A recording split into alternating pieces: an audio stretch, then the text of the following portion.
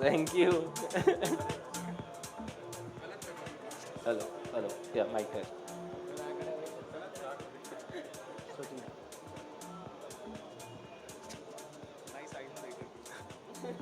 Yeah.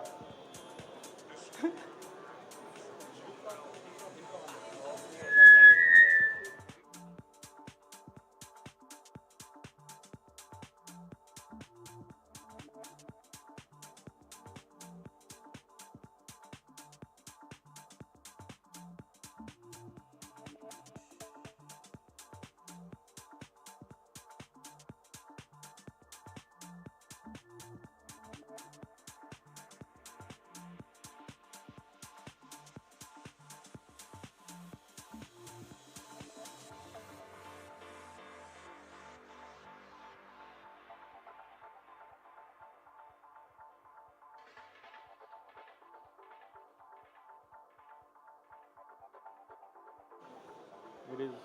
It is on.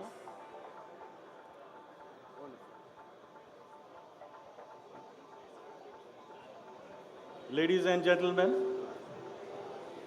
please settle down. We will start within next 30 seconds.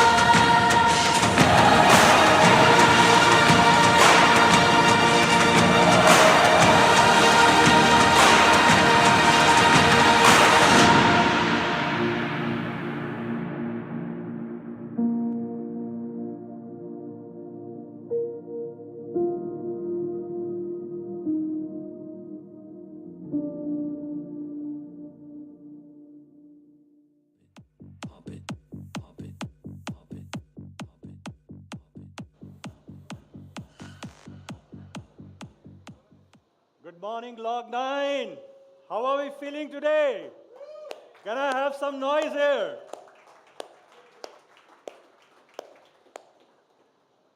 We couldn't be more proud than this day, because this is the day Log 9 was born, exactly 8 years back. We complete our journey of an 8-year, a journey in which we have discovered ourselves, we have discovered what Log 9 means to the team, and we have reimagined what Log 9 can contribute to the brilliant 1.5 billion Indians. I stand among all of you humble, excited, and at the precipice of inviting you to experience a revolutionary deep tech moment that India always wanted to take. It's not every day that in a country of 1.5 billion, something gets done for the first time. It's not every day that in a country like India, a company that has an average age of 26 goes ahead and does something that even some of the bigger companies, some of the bigger groups have not been able to achieve. So to that Log9ers, I bow down to you as a co-founder, and I respect you as a friend. What we have assembled here today is to do two things. One is to fulfill our promise that we made last year, and today we're going to make another promise for the next year. This is a goal-setting day for us. Day zero for us means it starts today, and it will always start on this day for us, almost like a New Year resolution. And with that, what we have planned for today is a 2.5-hour program. We're going to talk about India's first lithium-ion cell manufacturing facility that you would witness to be inaugurated today. We would also today talk about the innovations that have been happening at Log9 in the last 1 year. You have seen what we spoke last year. You would experience what our cell team has been doing. You will experience what our battery teams have been doing. We will talk about how Log9 wants to contribute and create the deepest tech company, but in concert with the best of the academic minds. And at the end, we will make the promise on which we will meet you the next year. So with that, my brother from another mother, Akshay, can I bring you on the stage, man?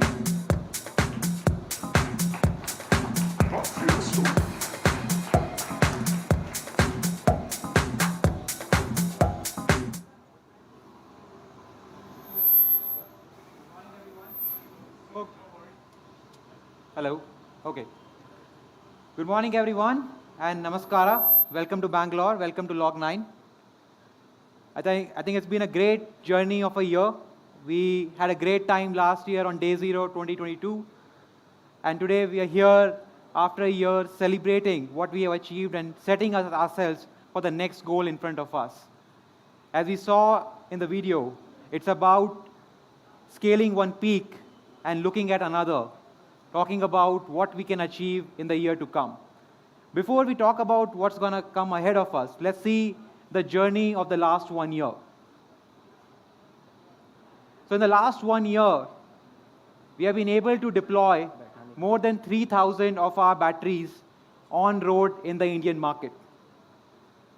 In the same time, these vehicles have covered more than 5.5 million kilometers on Indian roads. And this has really solved for the last mile electric vehicle mobility in the country.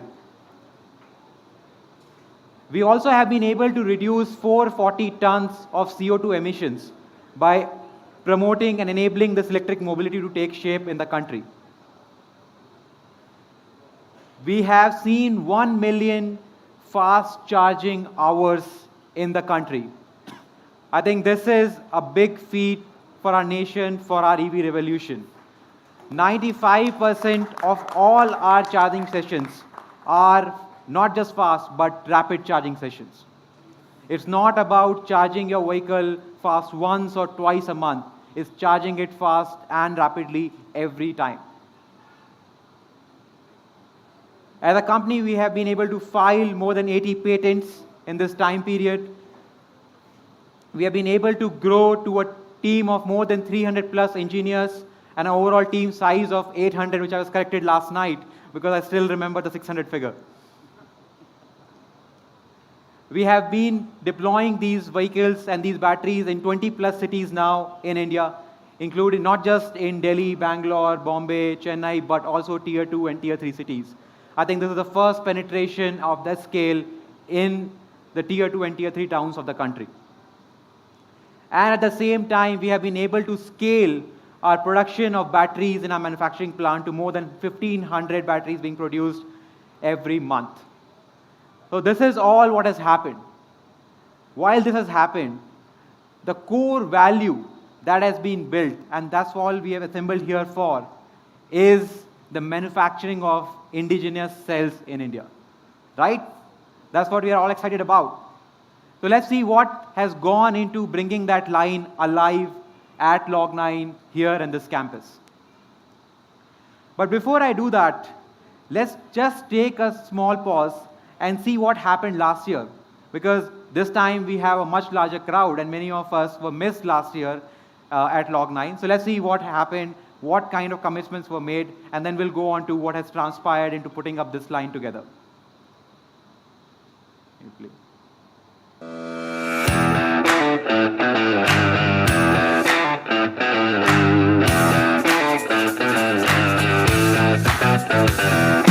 Namaskar India, welcome to Log9 Day 0. We started this company as a material science nanotechnology company. The idea was to build these technologies ground up, locally, in India, for India. We have grown 40 times in our team size, from just 10 people back in 2017 to more than 400 people today.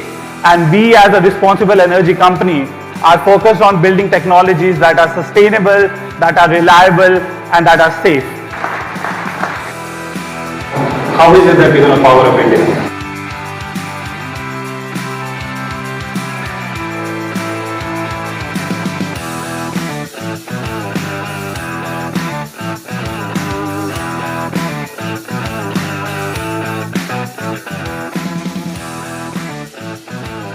This is going to make a milestone in the history in the world. I am sure that this particular cell, whatever they generated, that Elon Musk, Tesla, they should buy the battery from Log9.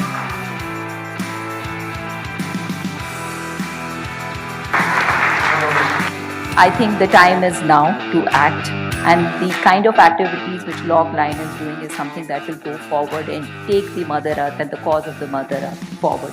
Innovation now will lead to growth forever, and that is what we believe. They have capability not just to design a cell or a battery pack, but to work at the fundamental chemistry level, getting down to the atomic level to deliver a solution that's good for India. And however best you think we can work together, we're here for you. Let's make this happen. I think the art of making impossible possible is what I take away when I come here. The entire team of metastable materials is working on recycling itself. So we are closing the recycling loop one element at a time, starting with lithium. We already have them here. And what you've shown is that the science is the basis for what you're doing, and innovation on top of that has actually led to an amazing technology.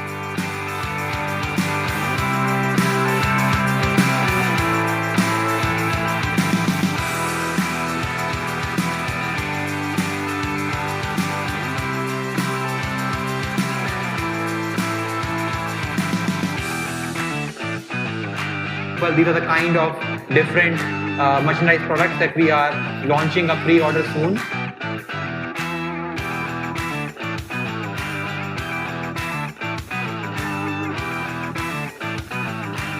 Hoping to bring India to a global map as an energy supplier with technologies made in India for the world. Thank you.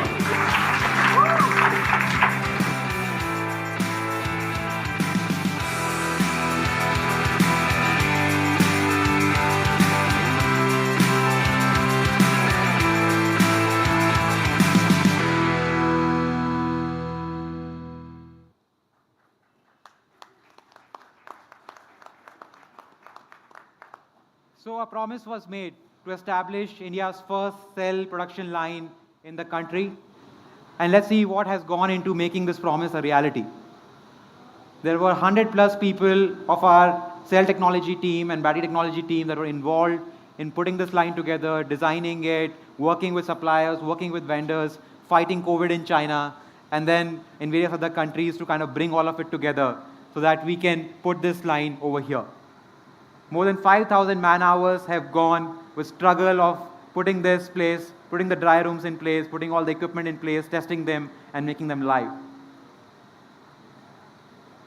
More than 10,000 trials have gone in the various assessment tests at the supplier's end, at the factory here in Log9, and much more to happen for further optimization and scale of this production. So here we are. Let's not wait any longer. Let's see how this line has come together and how it's going to reshape India today. Pankaj, over to you.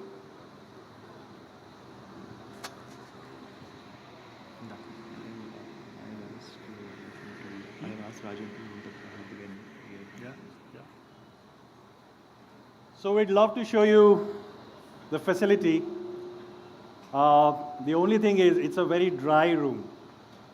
And because lithium ions don't like moisture like you and me, and hence, and you like a lot of moisture sometimes, so I think you should not get into that rooms that much.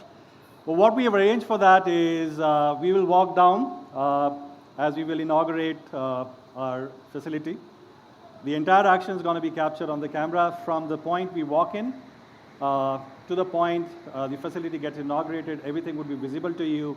The entire facility, how it's been set up, that would be visible to you. We have videos to show. The cameras have gone inside to look at what processes, what equipment, what infrastructure we have built in. What's very, very unique about lithium-ion cell production is because you're handling nanomaterials that are temperature sensitive, environment sensitive, moisture sensitive. So you work through different rooms and different chambers. Almost think of it being next to, let's say, a COVID vaccine manufacturing kind of a setup to fire up some imagination. But let's not leave much to imagination. We will walk down our facility and stay glued onto the screen. Stay glued onto the screen as we start to talk more about. You can take over. So while we are going to go down and inaugurate the line, and I'm really sorry that we cannot have everybody, and we cannot take everybody to that line. It's a very controlled environment facility. That's what is required for manufacturing cells. So, but we have a promise that we'll let everybody see the line over the course of the day. We'll do it in batches. So first of all, I'll request the chief guest and the guest of honor, which Pankaj will introduce, and to kind of walk with us. And in the meantime, I'll request Rajan from Sequoia to kind of help us understand what's happening as we go down and kind of inaugurate the line.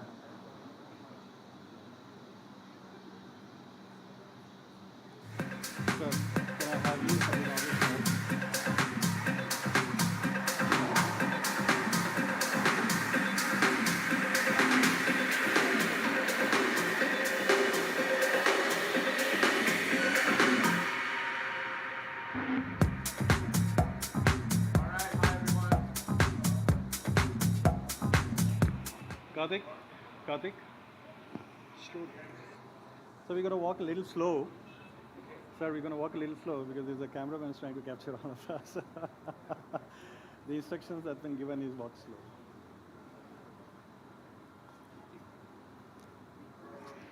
Shivan sir, remember the last year, the room in which we did the inauguration, that all has been channelized into the what we have.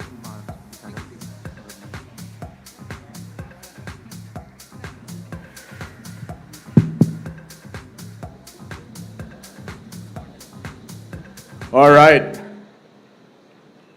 I actually have no idea what they're doing, but it's quite remarkable. So I'm supposed to actually make sure that all of you keep focused on the screen while they go in and inaugurate the factory. So that's actually my role.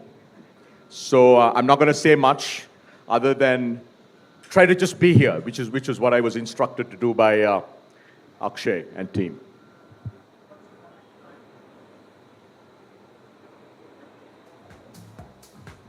I think next time around we'll actually have them live stream whatever it is that they're saying.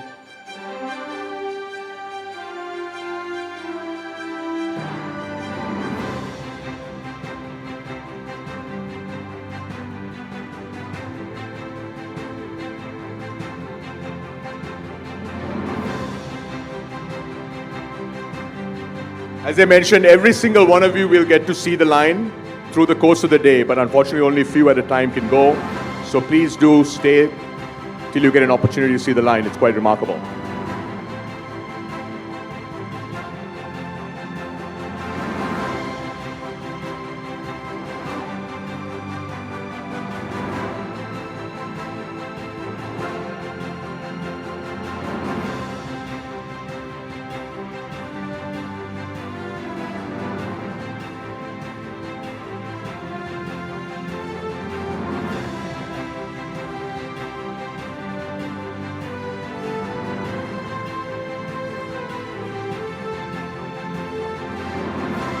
Whoa, there you go. We hope our former principal secretary does make it out of there, because I never really know what's going to happen. They'll actually make it out of there.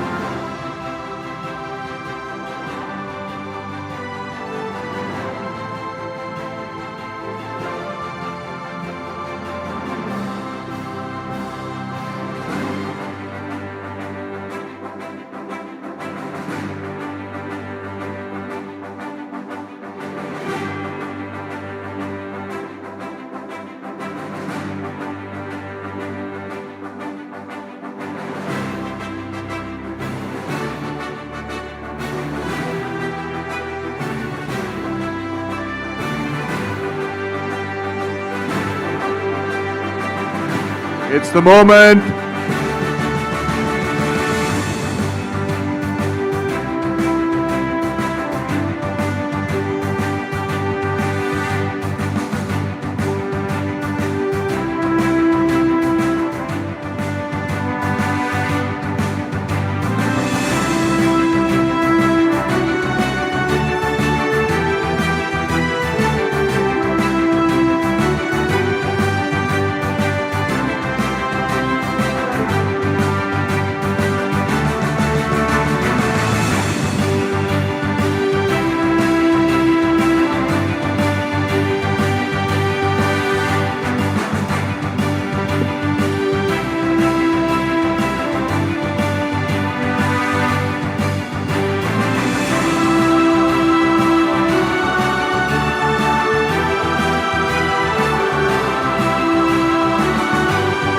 To the clean room.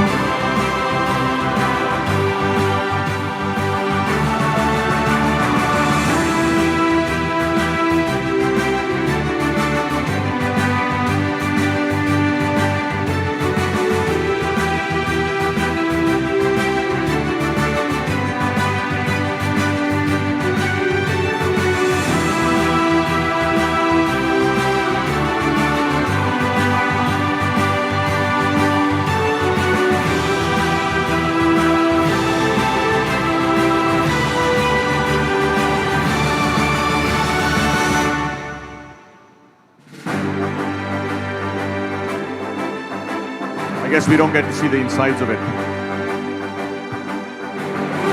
You know, Nitin from Rivian should really be here to explain to everybody what's going on inside. Or we could have you, Michael, up here. It's just a magical room out of which cells come, the first indigenous cells made in India.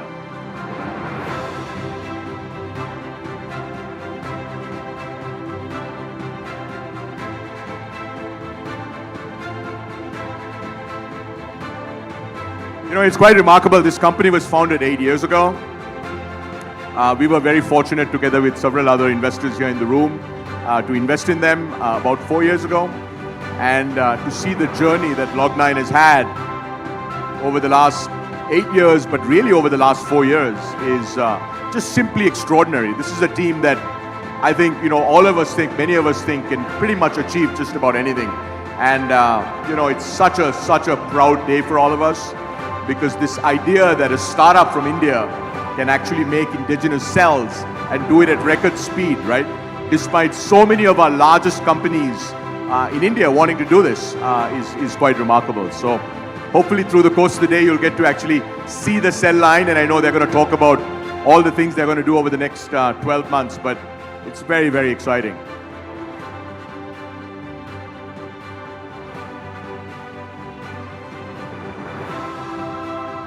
Also for our event company, next time you guys need to be able to, live stream it from the inside, not just the video, but the sound. I'm looking at him and he's like, what are you talking about?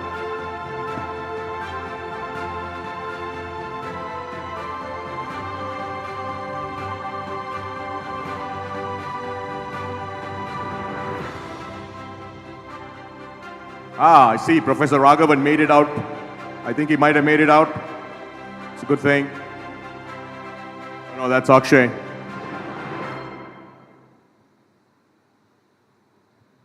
Country does need Professor Raghavan, so I hope, regardless of the founders, that Professor Raghavan makes it out. He's looking rather handsome, looking rather dapper, my friend. Looks a bit nervous, actually, don't you think?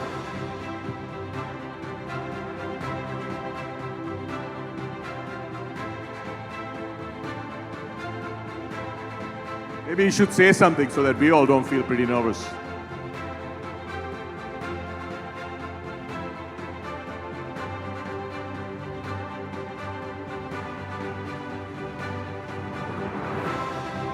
All right, let me take how many of you actually own an electric vehicle? 1, 2, 3, 4, 5, 6, 7. On this side?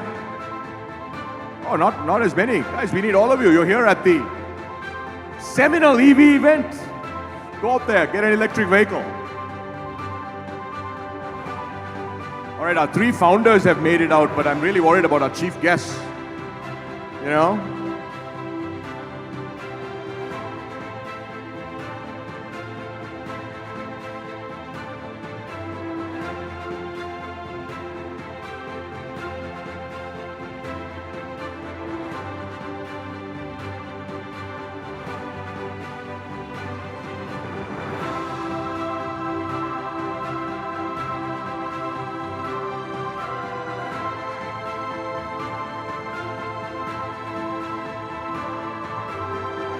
Next time, we're going to have one of our other colleagues do this. Stand here and say random things. Nitin, you'll come back next year. You can actually say some intelligent things about what's going on in there.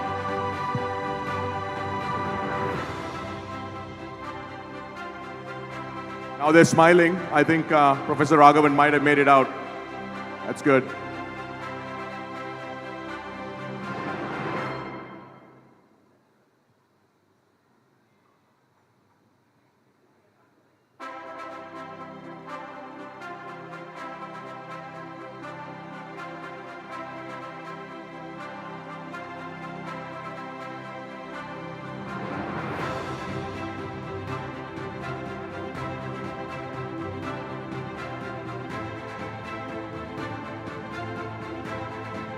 They all look very serious. This is serious business.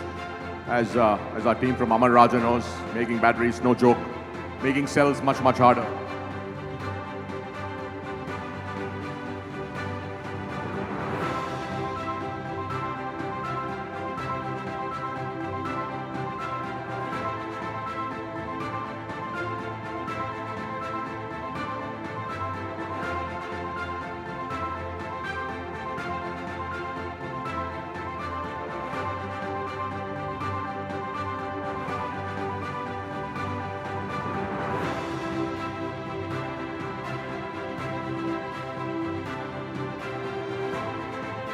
Log 9 team, next time you guys need to have the MC, okay? Not me up here.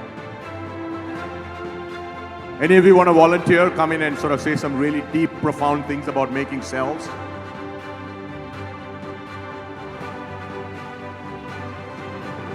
See all of you at the back. You guys have nothing to do anyway. You want to come up, one of you come up here and talk about what's going on?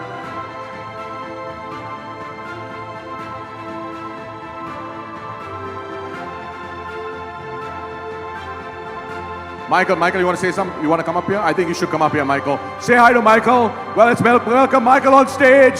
All right, Michael, you're on now. I'm done. No, don't run away, don't run away. I was just going to say now they're watching the aging of the cell. That's right.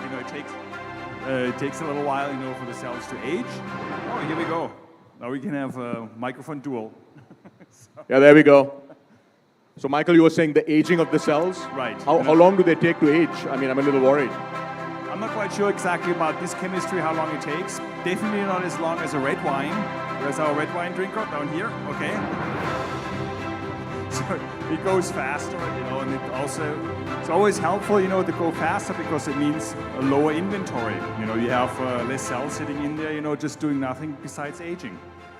Okay, now here comes the magic door. As you can see, very tight security. So you're much, much better at this than I am.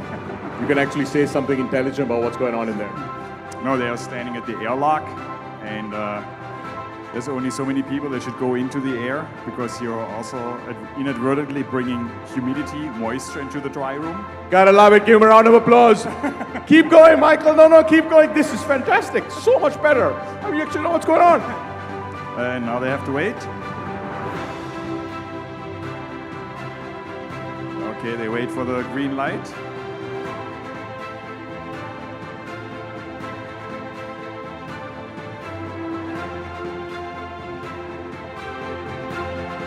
All right, here we go.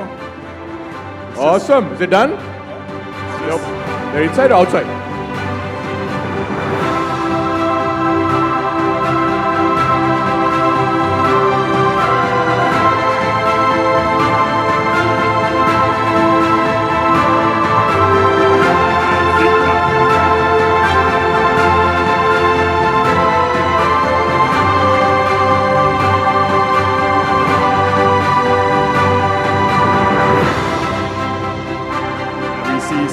Cell assembly equipment here, and I think we also need to point out typically it's not that dark because you got to see what you're doing, but it looks cool. Why is it so dark?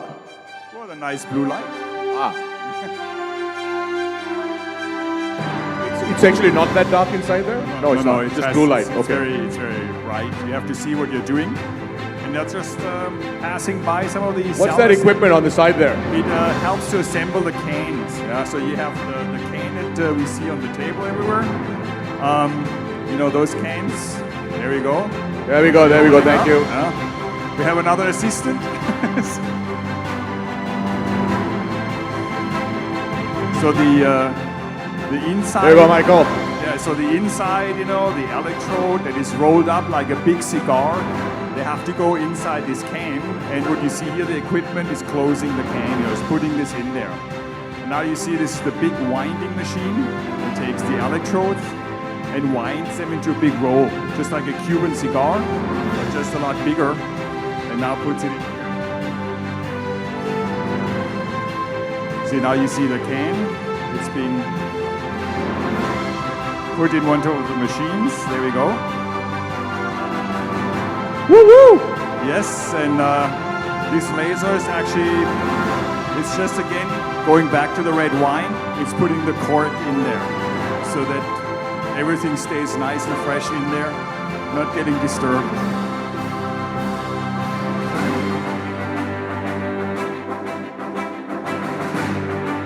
All right, you see the laser in action. All right, there we go.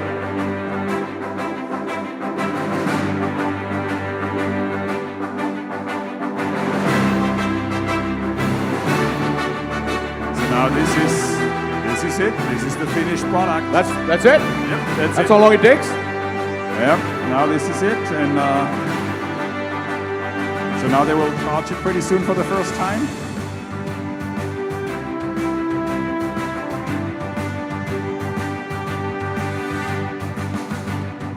It's charged? Not yet. They will charge it. But it's now ready for prime time. All right, there we go. You see, everybody's happy.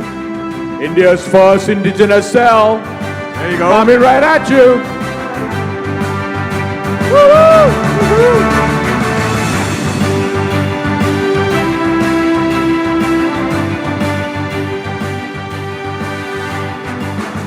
Log 9 team, you guys are going to have to make 1 billion of these soon. 1 billion cells. Let's not stop until then. Although You know, Nitin will probably think 1 billion, why so little? Got to make a lot more than that.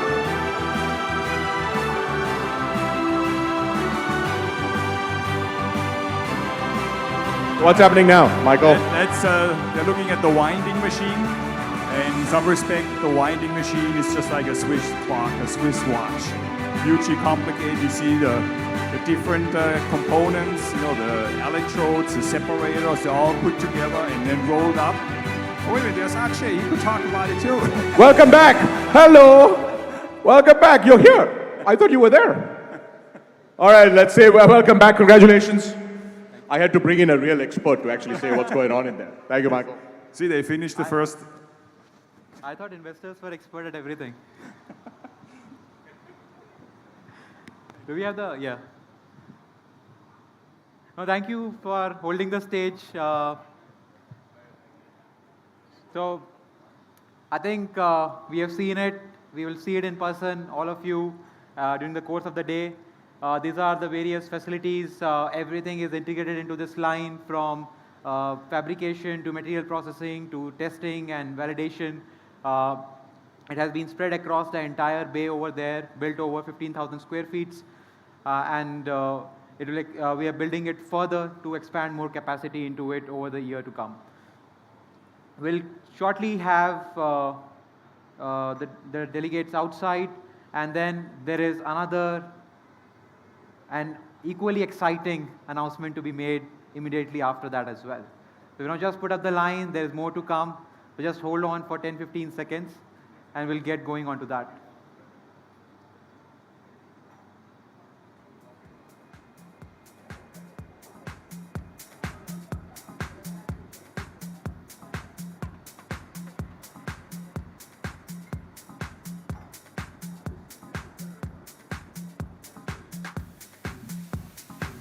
Okay, so as they walk out, let's see how this line functions. What is the overall working of this setup that we have put up over here? Can we have the cell line video, please?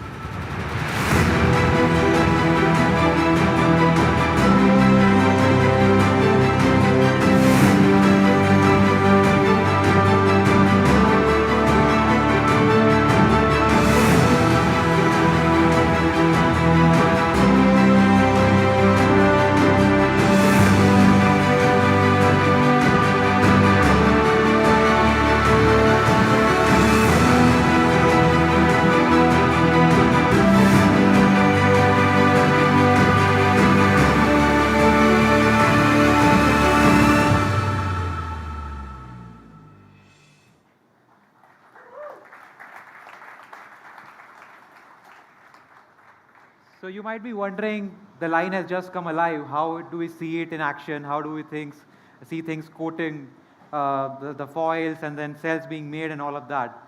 We couldn't resist, right? We had to not just put up the line, but also make something from that line before we could show you guys. So behold, the first battery made with Indian cells. These are the cells which have been made over here on this line. This is the battery pack which has been assembled with the cells made over here on this line. And then there are more to come over the year and over the years to come. So we'll also see a video of how these cells were made and how this pack has been made, and then finally see it go into a vehicle also today.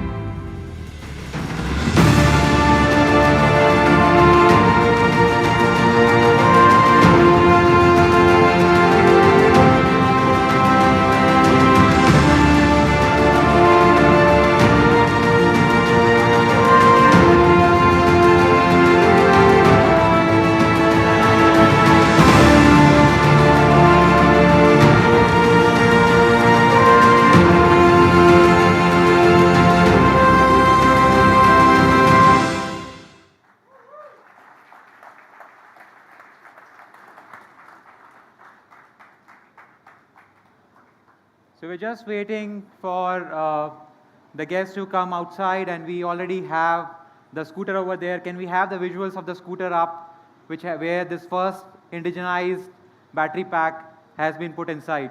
Can we have those visuals up on the screen, please?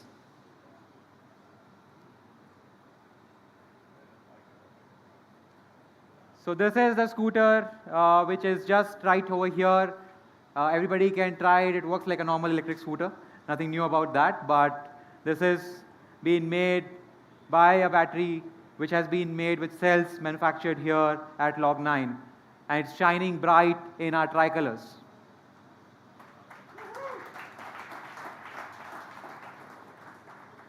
So let's just wait for 10-15 seconds, and then we'll move on for the show. Thank you.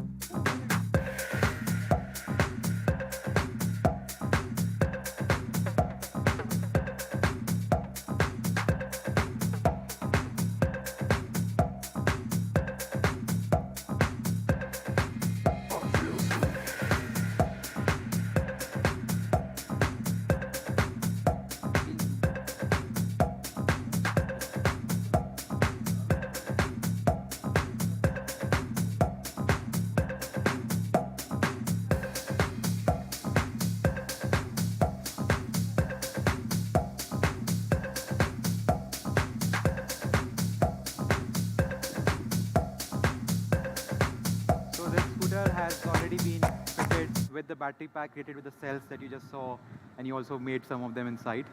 So this is working on that. Please, you can try a ride. Yeah, sure.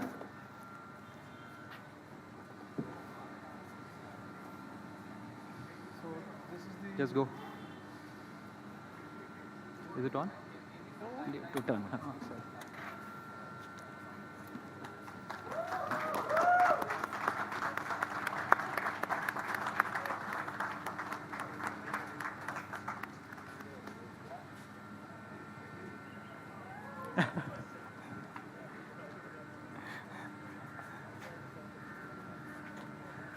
Yes, sir.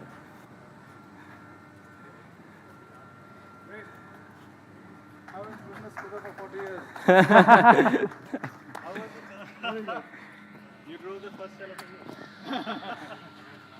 Well, that's a statement. He drove the first cell of India. I want to even challenge Sivan sir to have a Yeah. you've taken rockets to moon and other places, but this is a little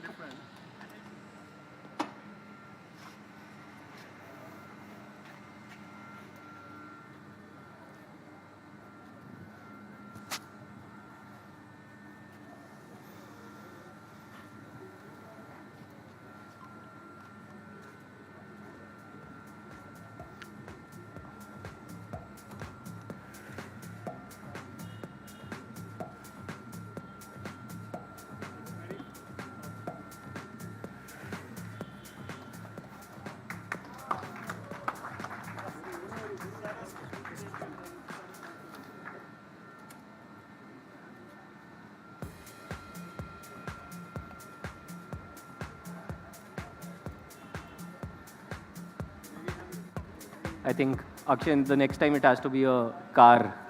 Yes, it has to be a car next time.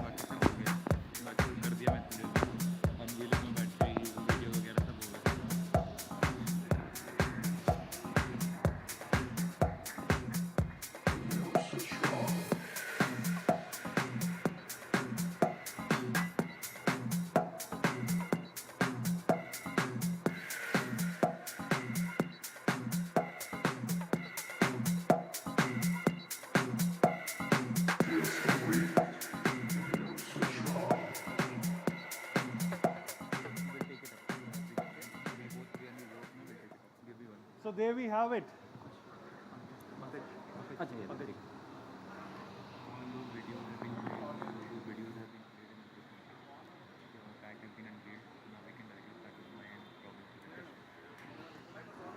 Yeah.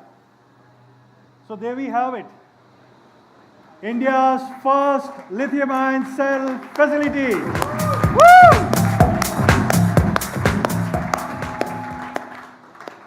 And who else than Dr. Vijay Raghavan and Dr. Sivan, who have been leading the charge at the scientific forum in India at the highest forums. Both of them are probably become the first Indians to drive India's first cells. So that goes on to your illustrious resume, maybe one more interesting thing that you did, but it means a lot to us. Thank you for gracing us. Thank you for your patience to walk through the dry rooms, the 1% and the 10% room. And now we look forward to bringing you what we have been building. That's the infra.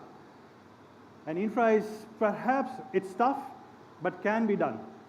But what is really difficult is what the mind goes into it. What is the chemistry, what is the materials, what has been the decisions around that. Without any further ado, we would like to talk and share a small presentation from our side about the lithium-ion cells and the high-performance cells that we have been building. Can I have Robin and Akshay on the stage?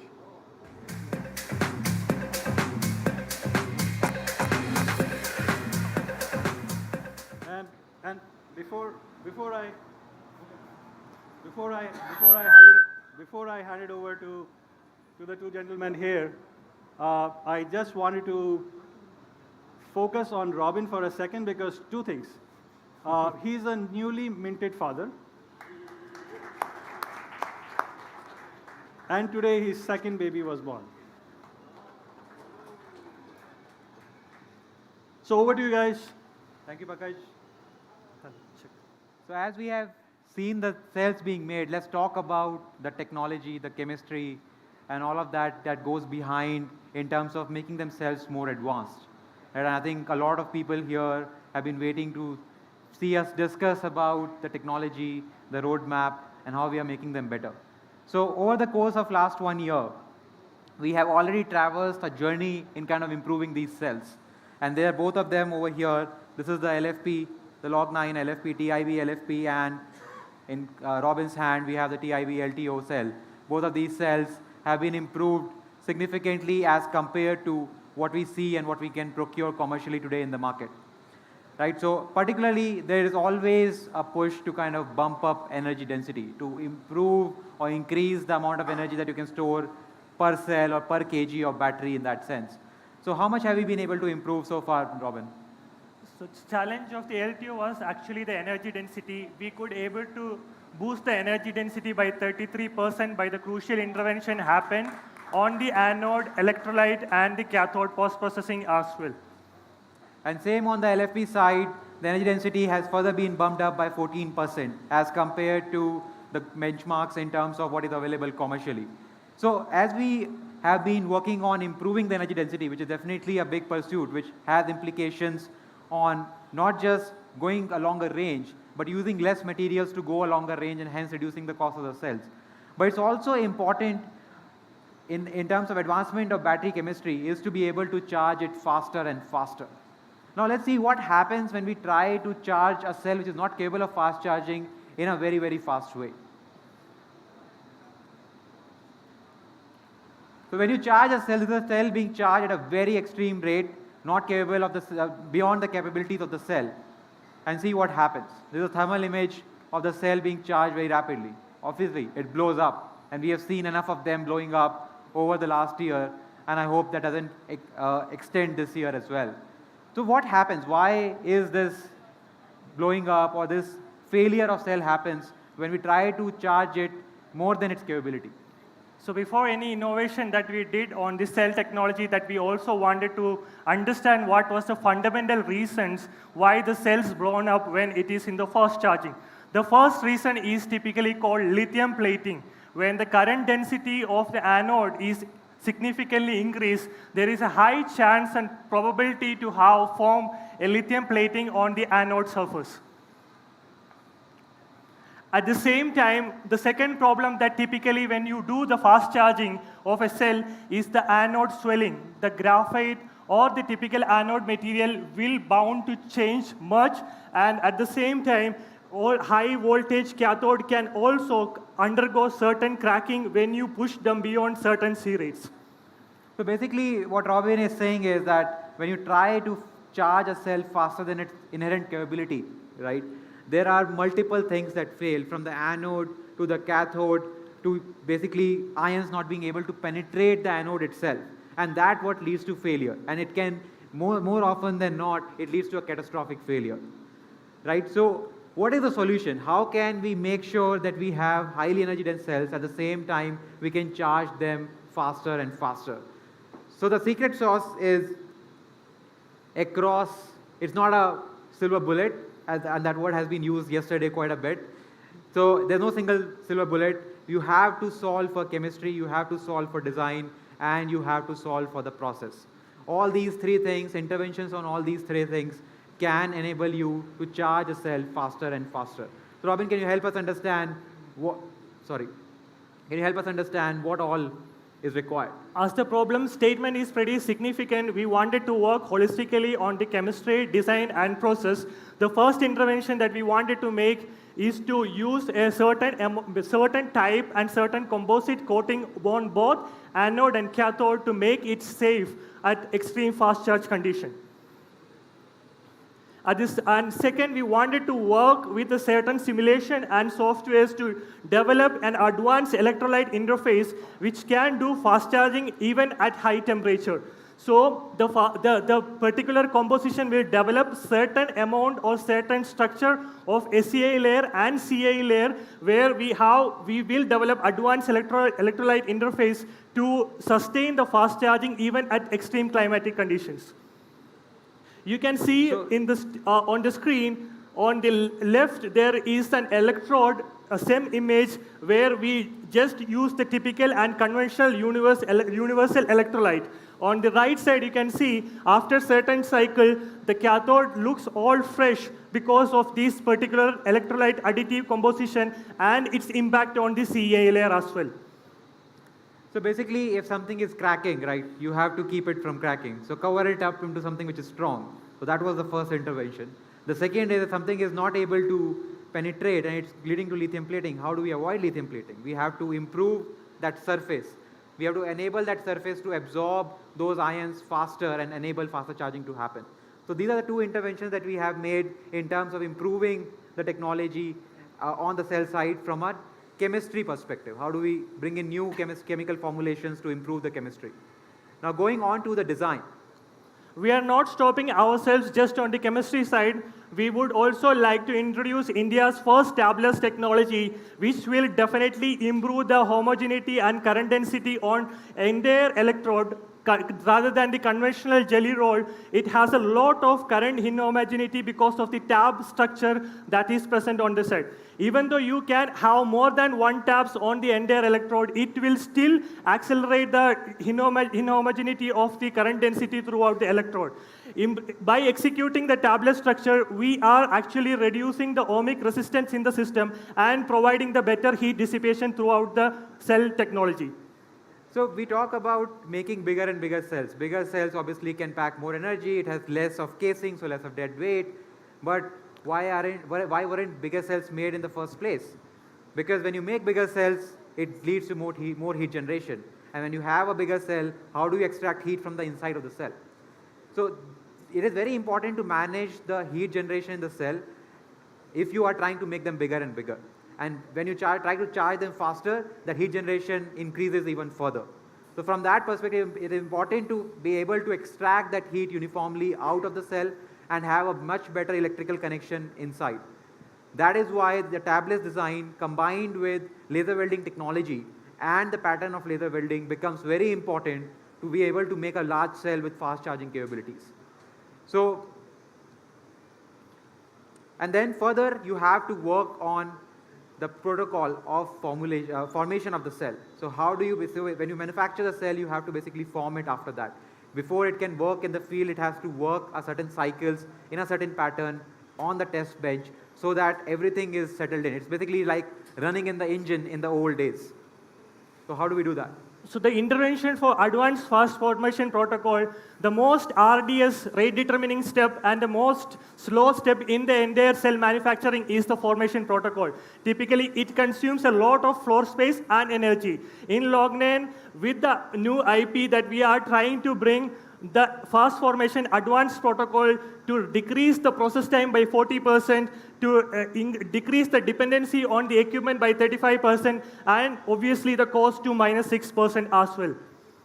So there is significant energy input in charging and discharging the cells during manufacturing process. And by improving the formation protocol, you can significantly reduce the cost, the time of manufacturing process, and improve the efficiency.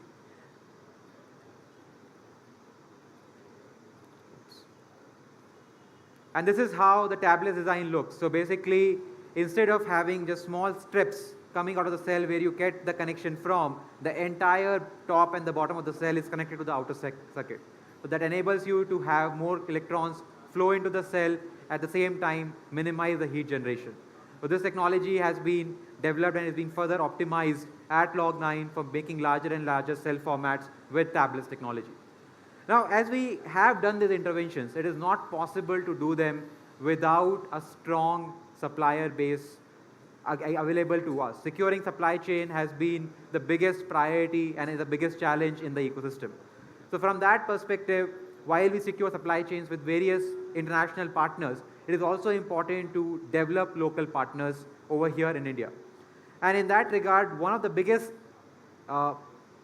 moment of happiness for me today is that if you look at the mix of a cell component across different components of the cell, from the anode material to cathode material, the current collector, the electrolyte, today at least we have at least one company in each cell component that is already starting to do this in India. And we are super happy about it, because without this base, it will not be possible to make a truly indigenous cell in the country. So I'll leave you with that, and I hope this population grows and we take it further. Thank you very much. Thank you very much.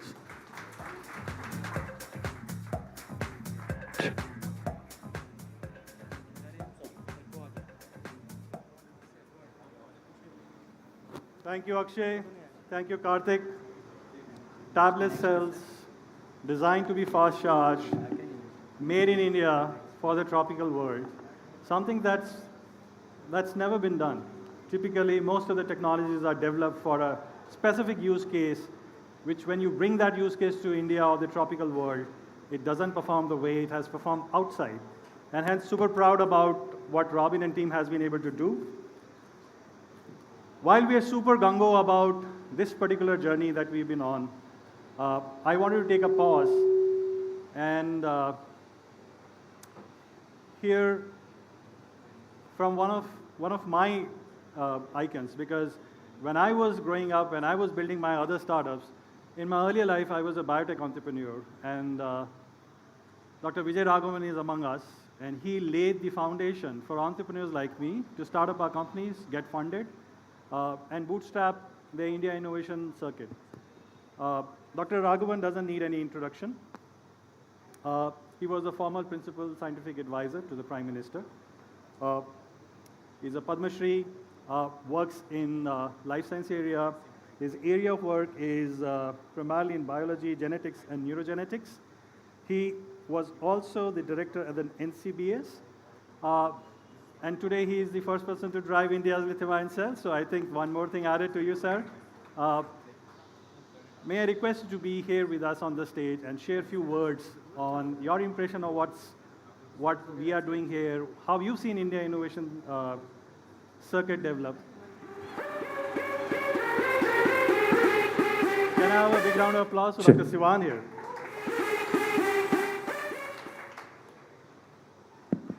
Thank you very, very much, Pankaj. It's absolutely wonderful to be here and to have driven India's first lithium-ion cell scooter and not fallen off. It's absolutely also thrilling to see the deep tech and innovation and capability here. So it's not clear what I can add to this.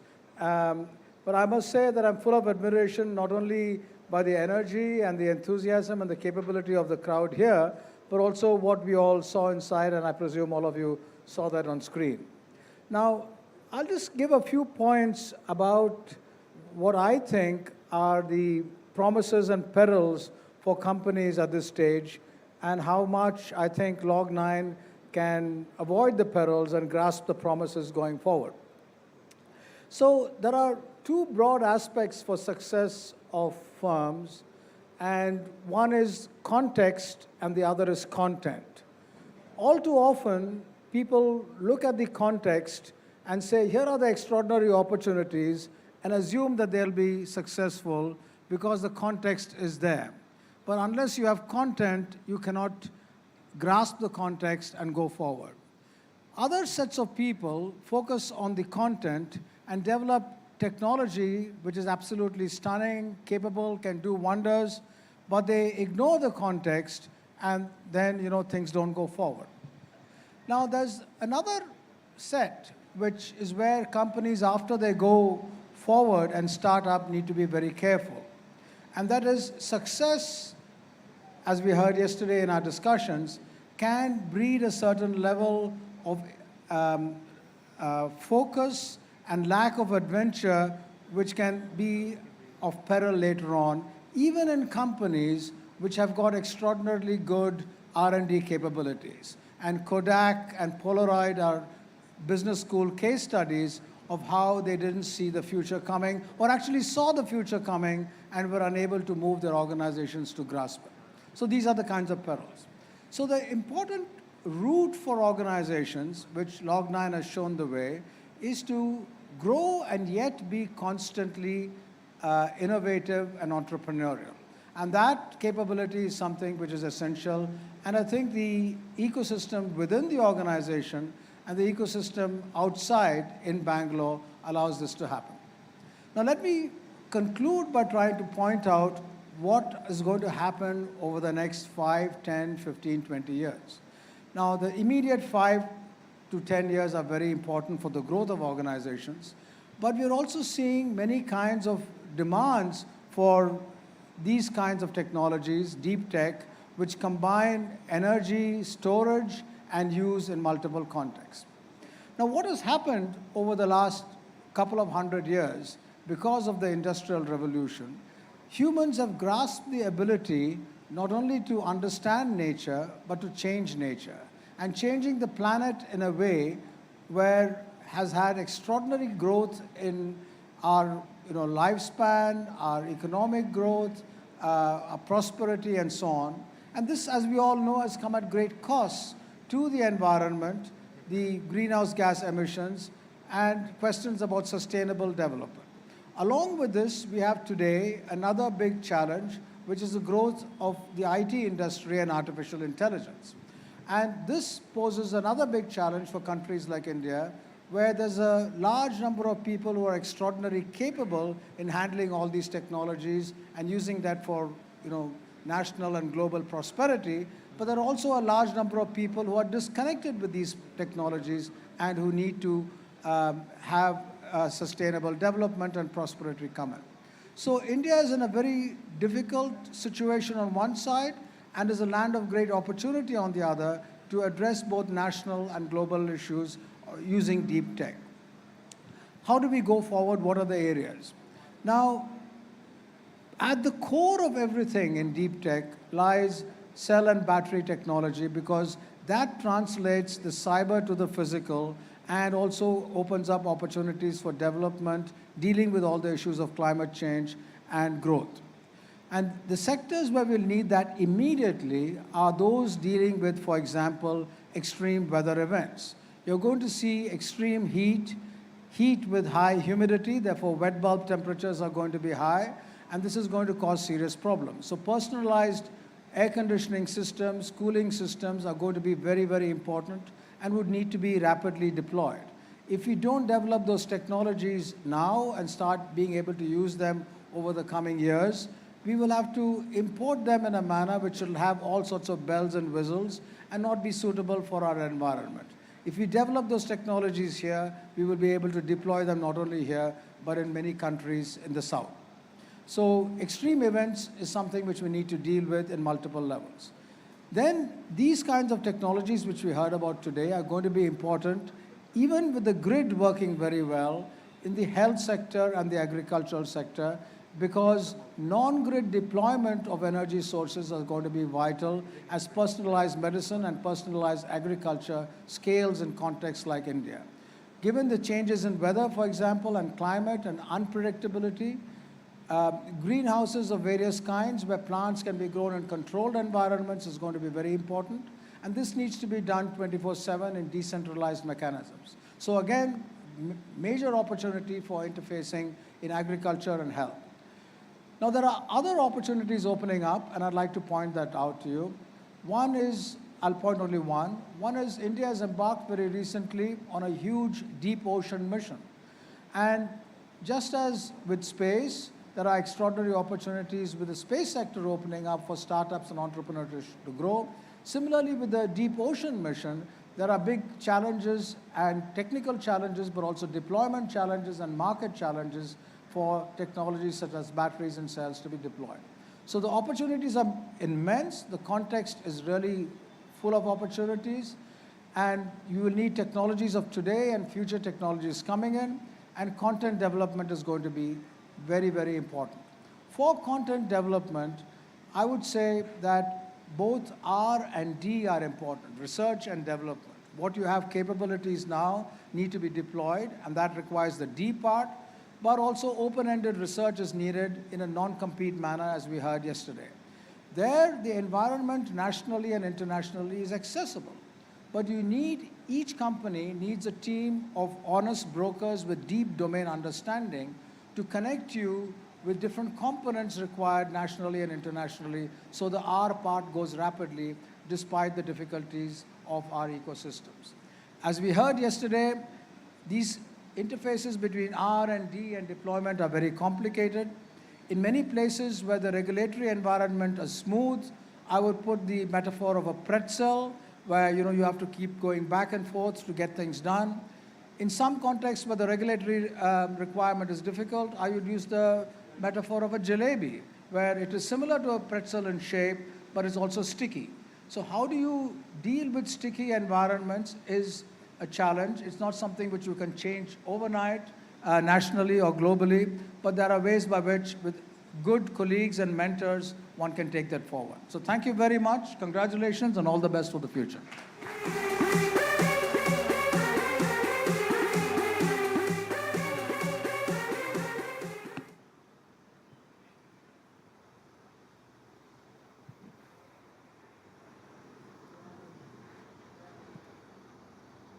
Thank you, Professor Raghavan. Always a pleasure to hear you, and your words will stay with us, because last year something similar happened when Dr. Sivan was here on the stage.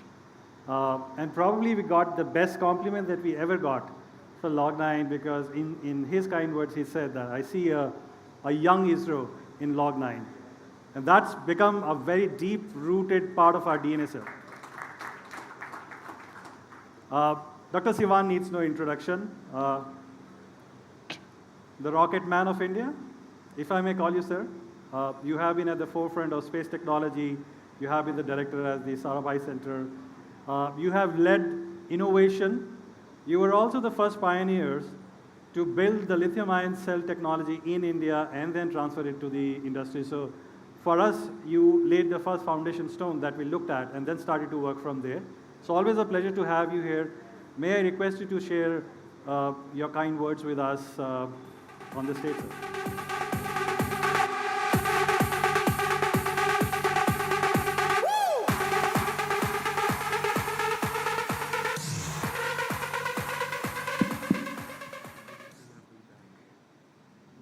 Thank you, Pankaj. It's a very good morning to all of you. In fact, I would say that when I came here 1 year back, and today I'm here, it's amazing. I'm not able to believe what really happened. This is something I would say. So all of you are aware, India is going green, and almost we reached the target. In this ambitious target of the nation, or our Honorable PM, I am very happy to see that Log9 is contributing immensely by producing low-cost, commercial, the electric lithium-ion cell, and that way they are contributing in a major way for India's green energy drive. Let me congratulate, compliment Log9 team for the excellent work what they are doing.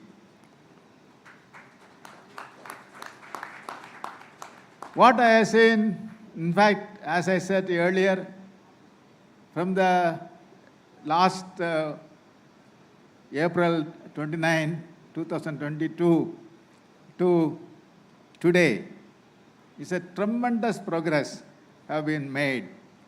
They started from a simple chemistry. Now they are producing high reliability and high quality and high safety that commercial cell. Definitely the credit must goes to the entire team, Log9, youngsters as well as the management.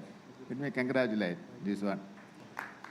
And when you are seeing any national development that I would say, and there that science and technology development is essential.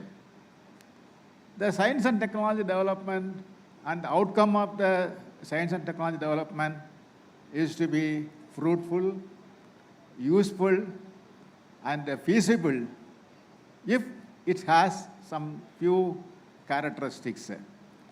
First, that system should be totally indigenous. If you are seeing that Log9 has done total indigenous system. And second one is the system should be innovative. Whatever system you are producing and whatever product you are making, it should be innovative in many ways. It should not be yet another product. It has to be innovative in many sense, this one. And third one is, whenever we are doing such type of development, innovative development, new technology, like what Log9 has done, the 50 amperes hours battery, just now I have seen this one.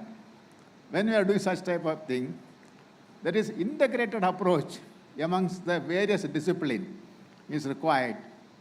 When you are seeing that, when I am seeing that this battery, whatever the cell, whatever I am seeing, I could see that the fineness of the technologies of all the disciplines, whether it's a material or chemistry or electronics, everything comes together and converged into a single product, innovative product. That is our one. Next one is whatever we are developing as a product or whatever system, whatever we are in the process, you should not have a short-term vision. You should have a long-term vision, I would say. And I could see the way I am seeing that cell, whatever I am seeing from the cell for the electric vehicle, it is having these characteristics. Almost, finally, this, whatever we are trying to do, it must provide safety, security, and quality of life for the entire country. I could see that whatever I explained, everything combined and a single way, in a concise way, the Log9 has done. Whatever the battery they are going to do, it is having it's a very long life, very short charging, fast charging, and very high safe. All these characteristics are there. To produce such a wonderful product, I would say that this, the credit must go to the team. And without the efforts from the team, for the last 1 year, it would not have come. So definitely, they need praising. And let me praise very much for you for done a wonderful job.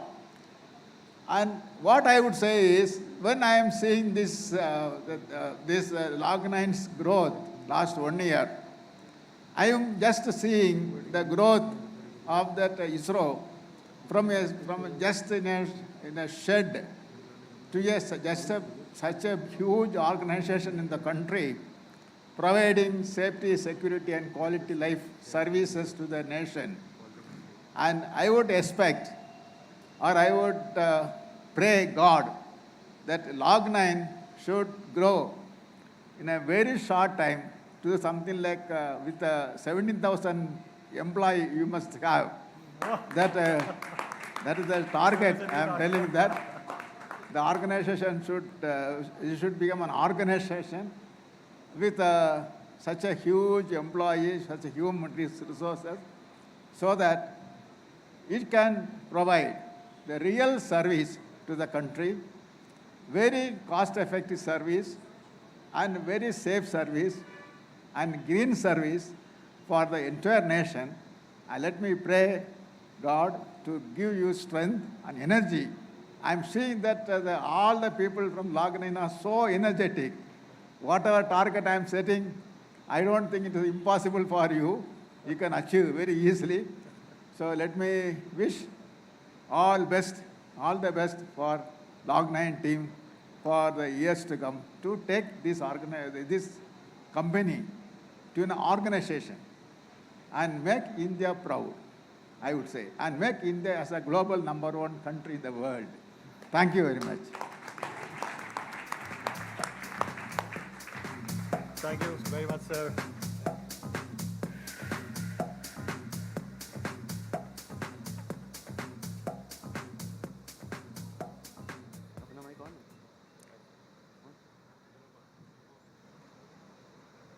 It's a twin-edged sword to invite Dr. Sivan to Log9, because two things happens. While your inspiring words, it keeps us inspired, you also do a goal setting for us every year. But we love to have the challenges, sir. We love to be challenged. We are people who are extremely impatient. We are people who are driven by only one single North Star. This company is born, designed, planned to take India forward. And we are just passing elements to that, all of us.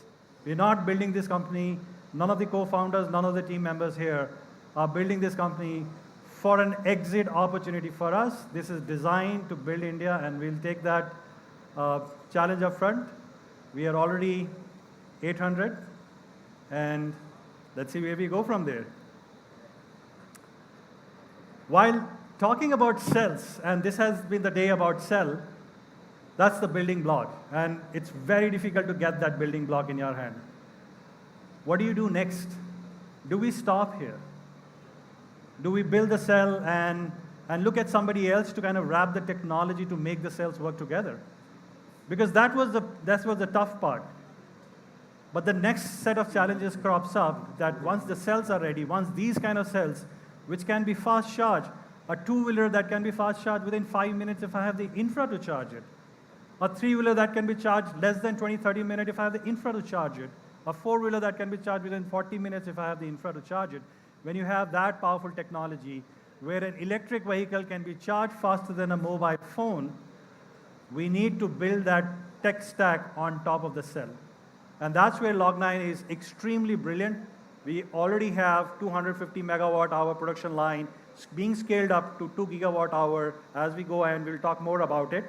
But without further ado, just like I had the brilliant opportunity to have Robin on the team, I've got another Virat Kohli of Log9, and this is Ankush Raina, ladies and gentlemen. Can I welcome you here, Ankush? And Karthik, our third co-founders.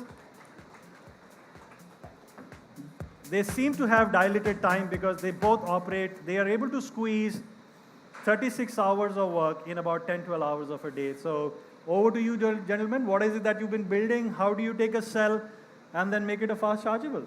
Is it easy? Thanks a lot, Pankaj. Thank you for that. So, thanks everyone for being here on this very important day and very important milestone for Log9.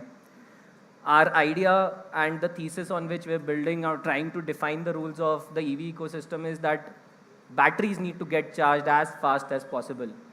We're not saying we're stopping at 30 minutes. We're not saying we're stopping at 15 minutes. We want to push it to the limit wherein your experience of refueling a vehicle is similar to recharging the vehicle. And that's when actually EVs will be successful.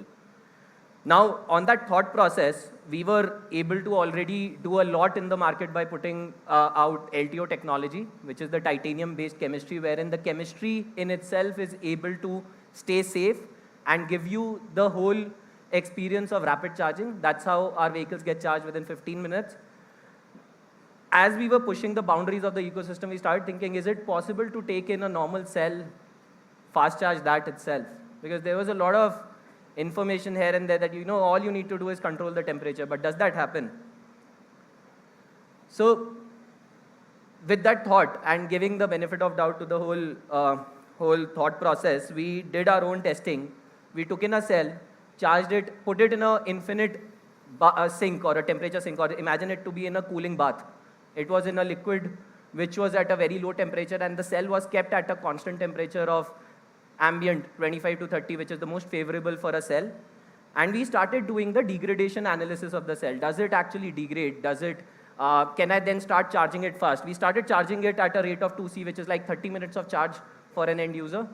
At 30 minutes of charging experience, does my cell degrade, or because I'm keeping the temperature constant, maybe the cell still performs as it should perform without fast charging. But this was the result. So if you can see, it actually gave us 10%, only 10% of the life that it should have had, even after keeping it in an infinite cooling bath.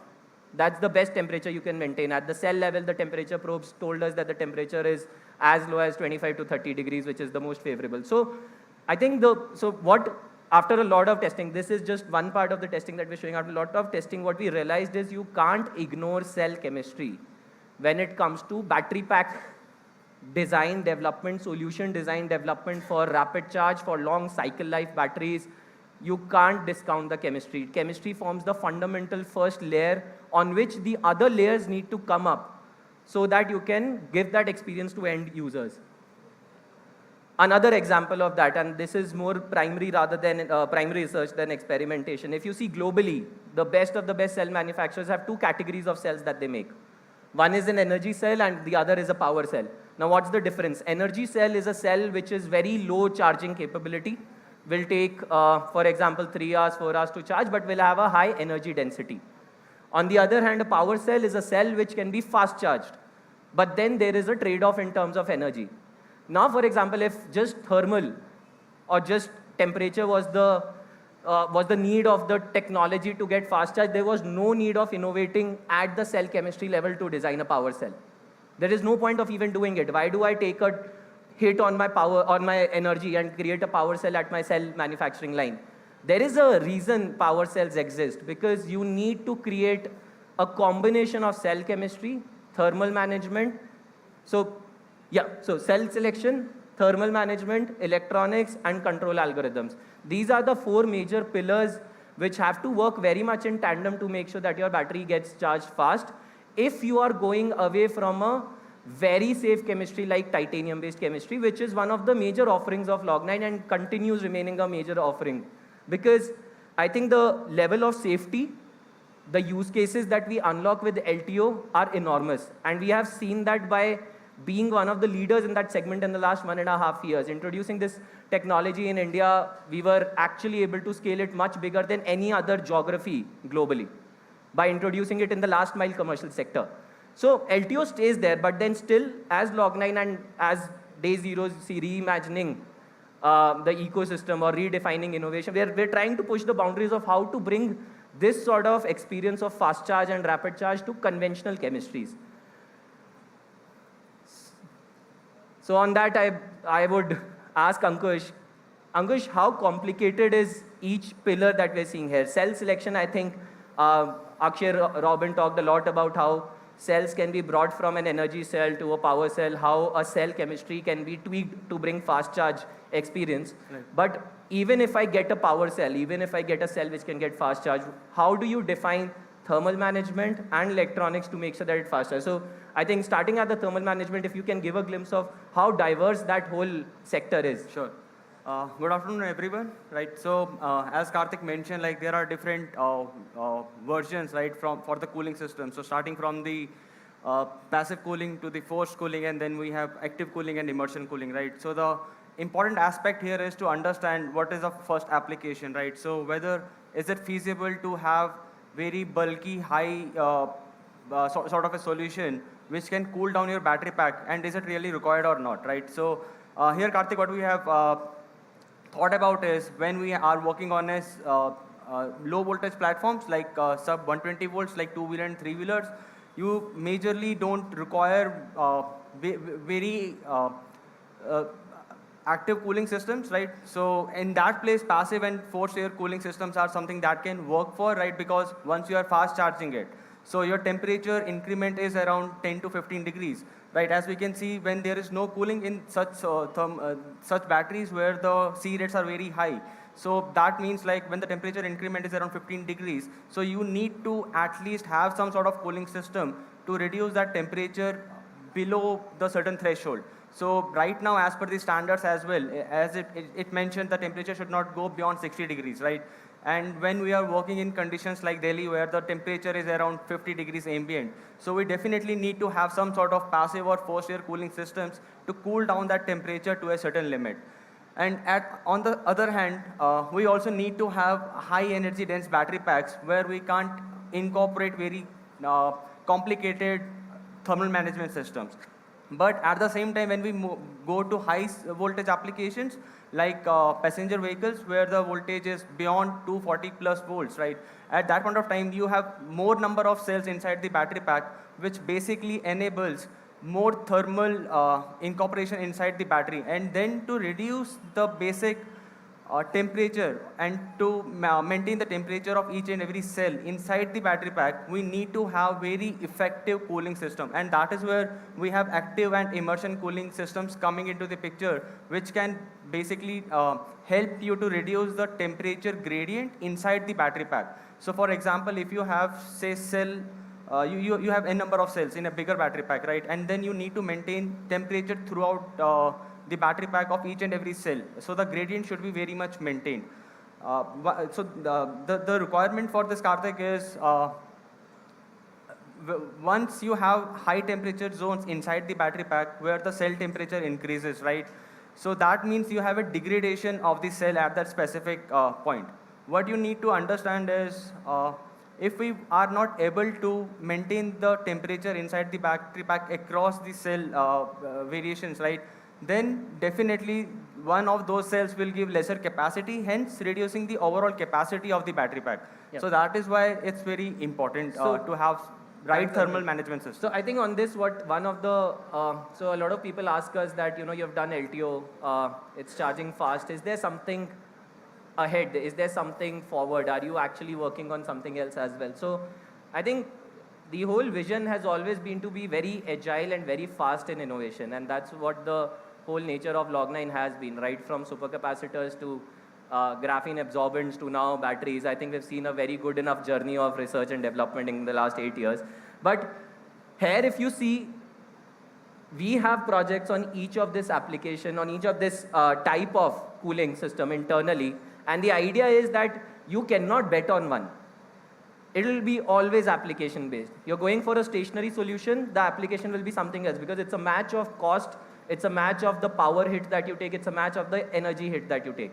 So it will be always application specific, and Log9 doesn't want to stick to only mobility. We feel the market is much more diverse. There are much more applications apart from mobility as well, and hence you need to have a stack or a portfolio of technologies to combine so that you can be one of the biggest player which we want to be in the battery space in India. Now coming to the electronics, so BMS is one of the most integral part of the whole battery, wherein the whole control system of how the cells are functioning, because I think a lot of people globally start confusing, because globally people call cells batteries. What you see here as an individual small component, people call them batteries. In India, we still call battery a battery pack. So referring to a battery pack, multiple cells are inside the battery pack, and you need to manage those cells very well together so that the battery is able to perform as it should. Individually, a cell, as Ankush was mentioning, if a cell goes wrong, the BMS is the mind or the brain which actually communicates what is wrong and what has to be done. So when it comes to even fast charging, and which is like one of the foundations or the thesis of Log9, if we have to do fast charge, BMS becomes very critical, because rapid charging comes with a lot of risks as well, and hence thermal management and BMS together will solve that issue and will create that moat around the technology that we're creating. So more on the BMS, Ankush, if you can touch base on what we have done at the BMS level, and so we call it Charvik. So that's the BMS that we have made, and it's all indigenously end-to-end designed, developed, and now taken to scale at manufacturing as well. So Ankush, if you can touch base on Charvik. So basically, the first point is like, what was the need of indigenizing the BMS, right? So as when we work on the BMS, which are like off the shelf, right? We are not we don't have any control on those components, right? So first requirement was to have the complete control on the battery pack, to understand the thermal points, to understand the voltage variations, to understand the capacity degradations. So for that, it was very important for us to develop an indigenized BMS, and which we also developed in the time span of around 1 year, completely focused on this part, right? And on top of it, the important aspect of developing the BMS was why to have multiple control boards on a single vehicle, right? So we have a EVCC kit, we have telematics, we have multiple BMS boards. So the requirement was to understand, is it really required, right? And that is where we changed our mindset, like to have, instead of having multiple boards on the vehicle, why not have a single board to maintain all these parameters, right? And other than that, the important aspect here was to understand what exactly is required, the exact output is required from the BMS, right? So we have seen certain cases in mobility conditions, we have seen certain cases in the stationary aspect, right? But the idea was to have an indigenized BMS which can cater both the segments, mobility as well as the stationary market.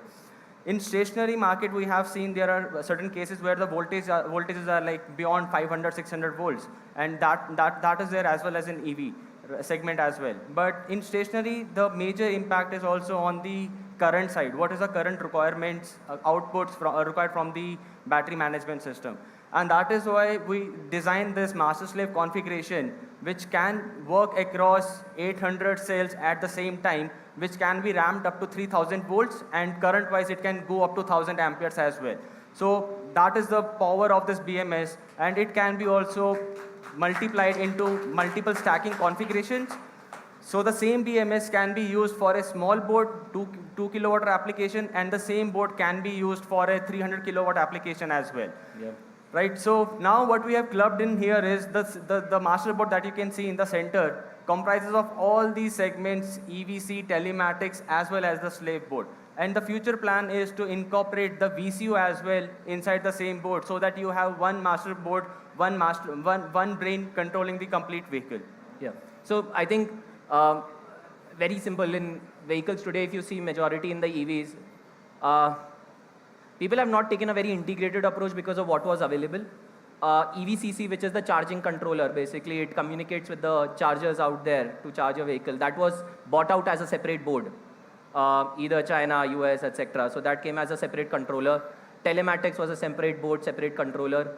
The BMS itself was a separate board, separate controller. And now we also have VCU, Vehicle Control Unit, which actually controls the vehicle altogether, all auxiliary functions apart from just the battery as well.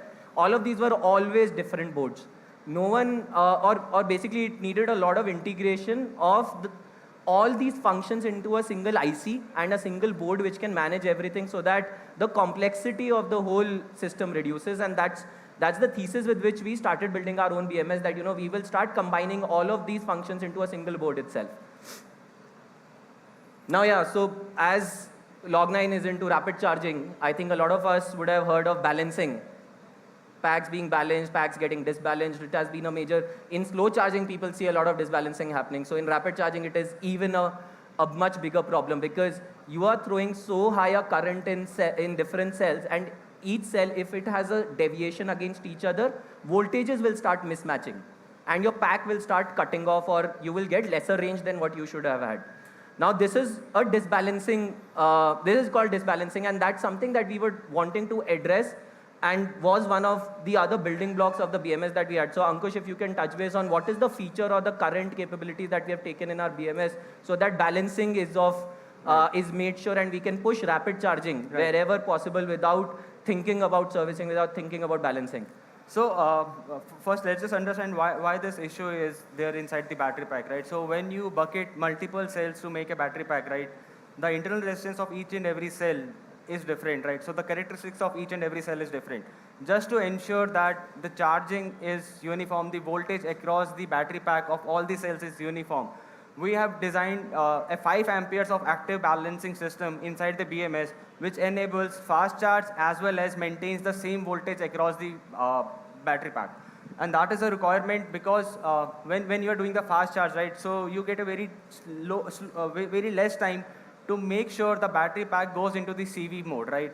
And the assurance that we provide here is that when you have very high ampere of balancing current, while the vehicle is in working condition as well, the balancer is doing its work and balancing all the cells to ensure the same SOH across the battery pack. Yeah. So I think a very critical feature for us to build if we need to continue pushing rapid charging in India, and hence balancing being a very critical feature. So Ankush, if you can tell that by combining all of these control boards into one system itself, what are the various benefits that we have got out of this in terms of cost, efficiency and size reduction? So if you see individual cost of the multiple boards that we showed you in the previous slides, right? You have the BMS individual, then you have the telematics, and then you have the EVC kit, right? So overall, we have seen the cost reduction of around 40% by bringing all those components in this single board. And then on the efficiency losses, so there we have seen a reduction of 50% because all these boards come up with different converters which consume a lot of power throughout the working condition of a vehicle. And on the size part, we have reduced up to 52%, Karthik, which is too much to believe, right? Because once you combine all those components, right, it gives such brilliant results. So yeah, so as Log9, we are trying to redefine fast charging. Fast charging has been defined with multiple hours of charging because the benchmark has been 8 or 10 hours of charging. So if you ask us, the way we see this technology growing overall, slow will be anything which is beyond 1.5 hours of charging.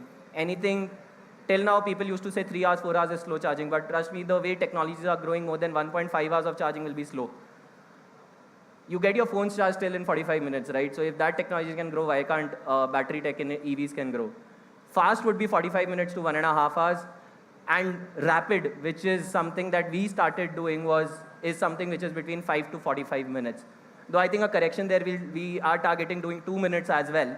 But 5 to 45 minutes is where we feel will be rapid charging, and in which the complete mobility, at least the segment will move. Stationary maybe doesn't need that, but mobility will move towards a 5 or a 2 minute sort of charging time eventually. Because the ultimate idea is that any person driving a vehicle out there why does he need to differentiate between an ICE or an EV? For him, it should not matter what's under the hood. Is it a battery or is it an engine? I think I should care less about that.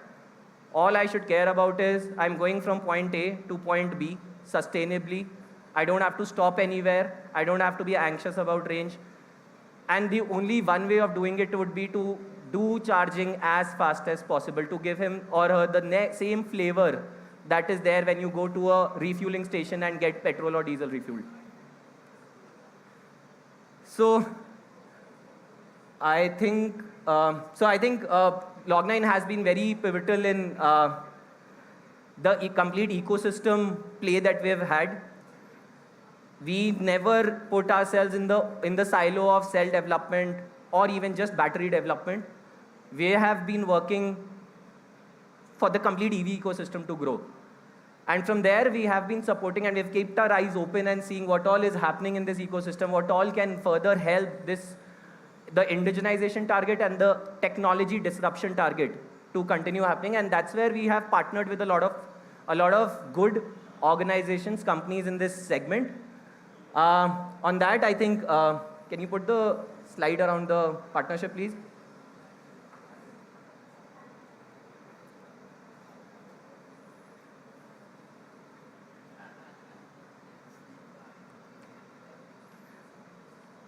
And I thought it was easy.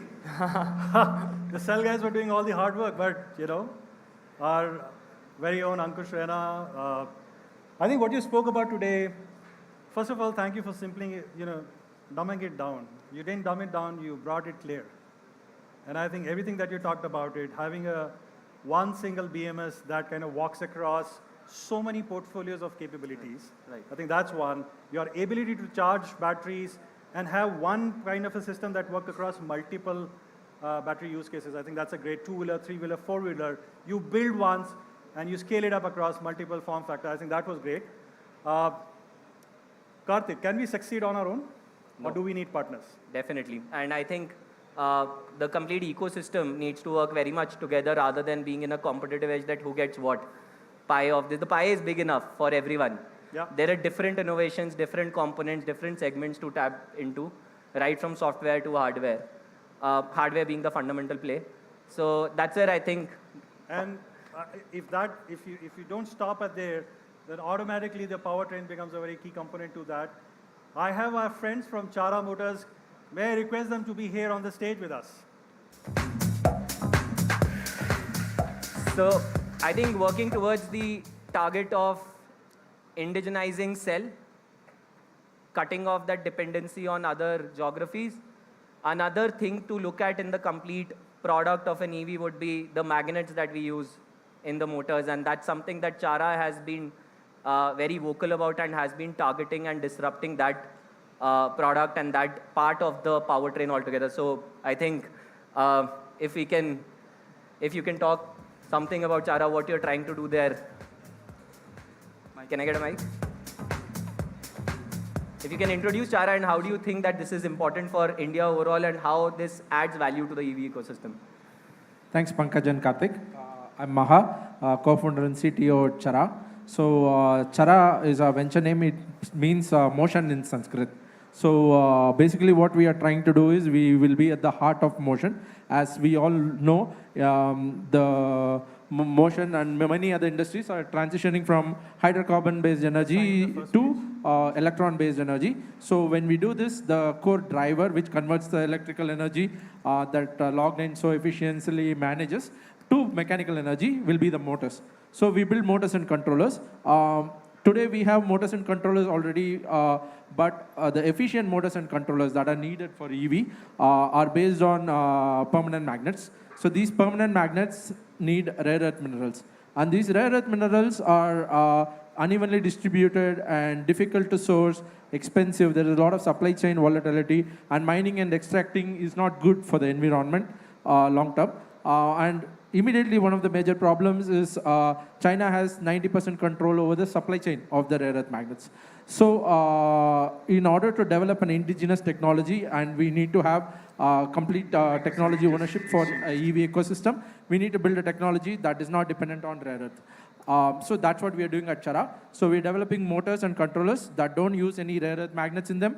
And we have developed motors starting from half HP, 300 watts, all the way up to 22 kilowatt. And we are demonstrating our technology, partnering with Log9 battery pack on a 3-wheeler here. So we have a 6 kilowatt rated power, 9 kilowatt peak power motor that is showcased here.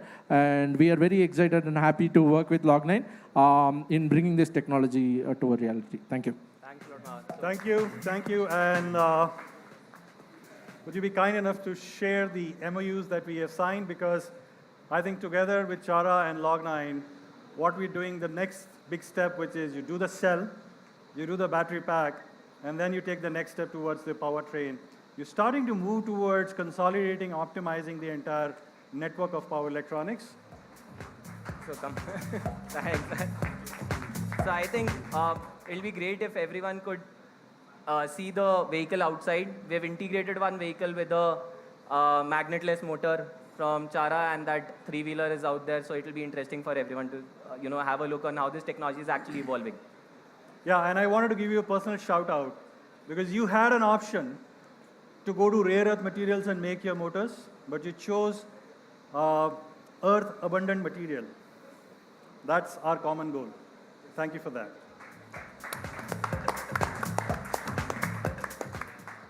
While Chara leads our way in establishing our next step of journey, which is going beyond cell to battery to powertrains, what Ankush talked about today, living the life in the electrons and the silica chips, those dynamics which are micros and nanos, most complicated aspects of electronics. We have been talking to a lot of team members, meeting a lot of academic partners, having a lot of conversations. But I must say and recognize today that one of our closest partners on this journey over the last couple of months has turned out to be India's leading organization that has been known for fast computing, high performance computing. And they are, in our opinion, are the pioneers in power electronics. And we are today having them here. May I have the CDAC team to be with us on the stage. So I think this was 4 or 5 months back when we were integrating our systems for stationary solutions. And in those stationary markets, we were seeing that most of the power electronics around those solutions were not indigenized at all. So those were inverters coming from outside. But then we realized that, is it that complicated? How easy is it to do? How difficult is it to do? And that's when we went to Trivandrum, CDAC Power Electronics division was there, and we were stunned to see the level of innovations that were there. What the type of companies or the type of technologies that Amazon is investing in the US when it comes to chargers and power electronics, we could see in fact not even similar, same technologies in CDAC in a lab. People talking about GaN, and GaN being the future, we saw gallium nitride based solution. We saw people working on high frequency switching, AC-DC conversion, things which are like very futuristic happening in a lab in Trivandrum. So I think from there, the intent is to take these technologies out, to take these technologies to commercialization, because the targets of renewable are obviously enormous of India itself. And it will need a local manufacturing and supply chain and local growth of technologies to support that renewable energy deployment that needs to happen by 2030. Yeah, and we're super proud to partner. I think we are on a great journey together. And I would request maybe... You do it. We can do the MOU taking forward. Pankaj, being initially based out of Kerala, has a very... From the God's own country to the minds of India. Thank you.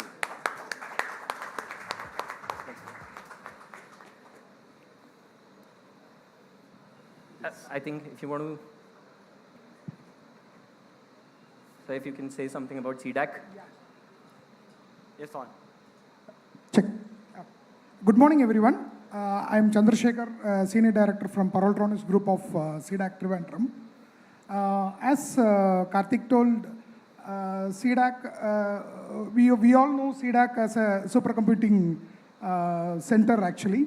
But we are electronics R&D center, grown from basically from the Keltron. We got merged with CDAC in 2003. Still, we are working on the hardcore electronics there in the Trivandrum Center.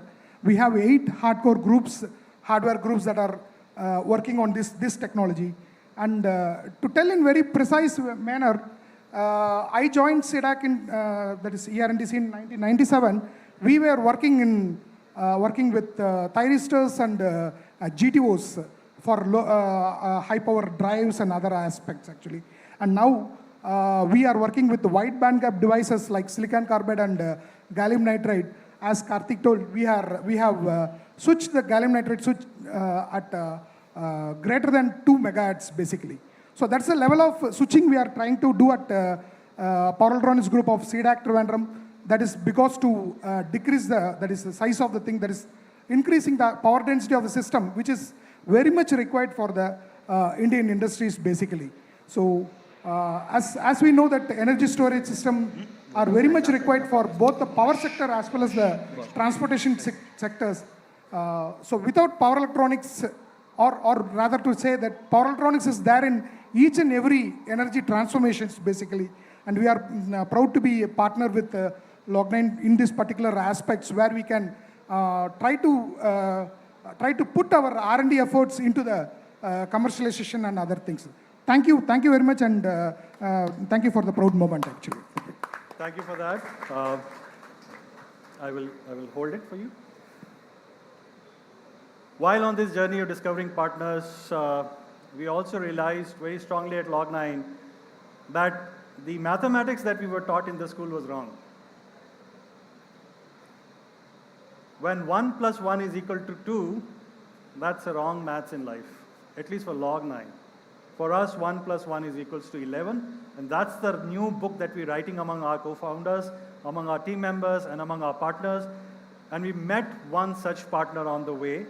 This is a very well-recognized global company.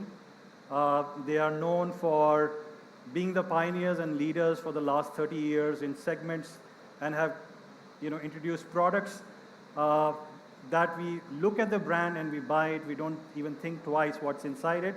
May I have the team from Bosch here? So I think they could not make it, but so I'll give you a glimpse on what we're doing. So this whole mobility ecosystem which is growing in India, and EV has been one of the reasons why mobility started growing. Asset financing, asset tracking, which I think yesterday also we had a conversation on in the sessions that we had. Residual value of batteries, battery guarantees, battery warranties, tracking battery across life. All of this seems simple to do, but if you go at a software layer, it's a complicated problem overall to connect all dots together. Charging infra, battery, vehicle, life, financier, etc. So what we are very closely working with Bosch is to create that mobility platform so that assets can be treated as tokens and is easy to deploy, is easy to charge, is easy to finance. And that mobility platform in itself is, I think it's the first time it will be done globally, and that's something that we have taken an initiative along with Bosch to bring this to India, and India would be the first place where it will be deployed at scale. So I think a great partnership, and all of us will see a lot of deployments around it in the next 1 to 2 years, and hopefully the whole ecosystem can take a lot out of this platform that will be built. Yeah, so thank you, Karthik. Thank you, Ankush, for being here. Making it simple, making it interesting. So the battery guys have played their last over pretty well. The cell guys have played the first over pretty well. But it is those team members. A match is never won by the two captains. It's those team members, it's that runner that runs, that trainer that trains, it's that wicket keeper that doesn't get notices in the entire match but doesn't lose the ball. It is those unsung heroes who are the pillars of Log9, and they have been building the cell part of this particular venture. May I have my cell team here? I just didn't want to lose an opportunity to show you the faces that look like lithium-ion in the evenings. May I have the cell team here? Guys. Please make some space for them. I know there are a couple of them, and you've got to have moved a little faster, just like you insta-charge your cells. There's no anode swelling going to happen on this side now.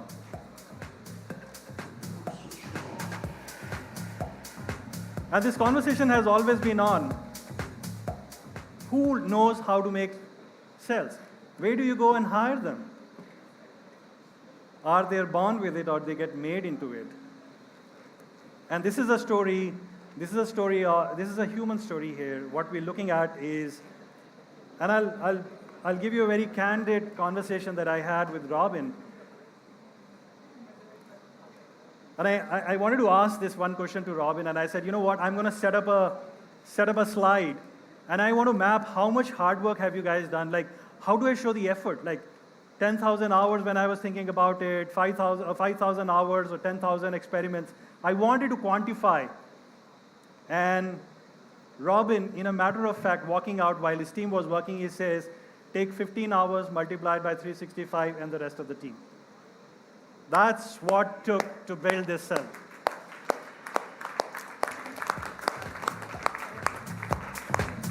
Guys, I wanted to say thank on behalf of Akshay, on behalf of Karthik, on behalf of our team that's come, taken long flights to be here. What you have done is shown to the rest of the 1.5 billion people that it doesn't matter which color you're born with, as long as you have a color of inspiration on your heart. There is nothing that is non-achievable. And I'm so sure that tomorrow if Log9 decides to create a cryogenic engine that we've never thought of, never built it, and if we challenge it to these guys, 12 months from today, we will have a cryogenic engine. It's the capability, the fungibility, the non-identification with their own education. I mean, we are no more mechanical scientists, we are no more chemical scientists, we are lithium-ion scientists. I will do whatever is needed, my mind will learn whatever is needed, and that unidentification with what our past has been, and committing to what we can do today so that the future gets cleaned up. I think that's the mindset. There are people in this cohort that have taken flights, the last flight out of COVID from China, just to ensure the equipment reaches on time. There are members here who sat on the floor and checked out a small crack onto the dry room so they ensure that, you know what, that could be a failure mode when we go to a mega scale of production. That crack can leak out a small water molecule. The attention to detail, the initiative that you guys have taken, I bow down to you.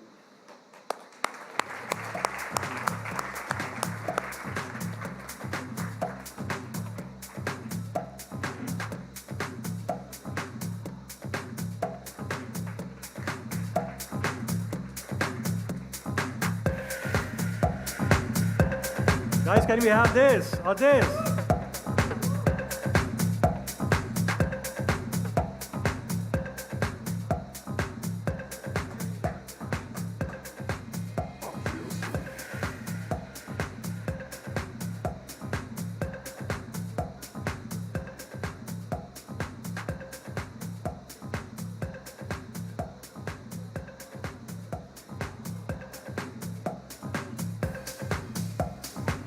We will.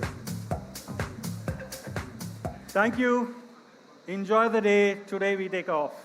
Thank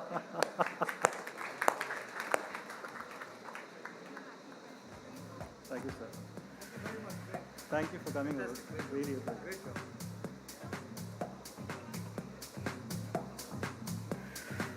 Yeah. Maybe just 30 seconds with one last thing and then.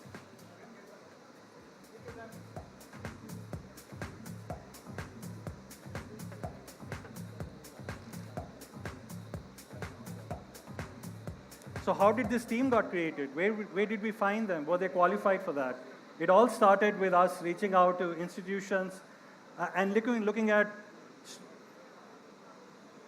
candidates, students who were doing their PhDs and postdocs and master studies in the disciplines that had to come together for the cell.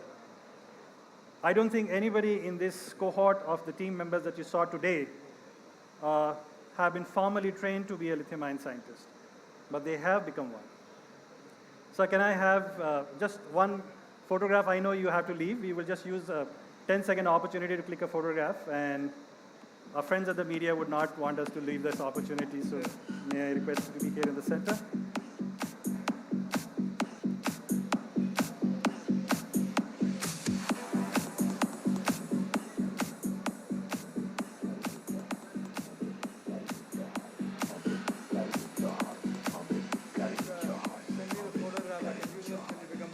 Thank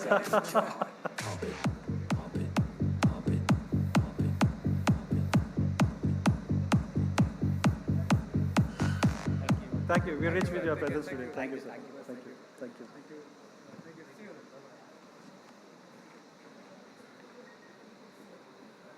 We are almost towards the end of the closure of this event. I have two special guests that I wanted to request for a short sharing of thoughts. If I may have Vijay on the stage, and I never want to leave an opportunity to bring Vijay to the stage because in our opinion, one leader that we have learned a lot from, one leader that has handhold our thought process through this journey is Vijay Anand. Vijay Anand needs no introduction. He's the president for new energy business at Amar Raja. And for us, a body of experience, and you've been our investors, you've been our advisors, and you have been our evening dinner friends. Can you lens a little bit about where we are? How do you see this lithium-ion movement happening in India?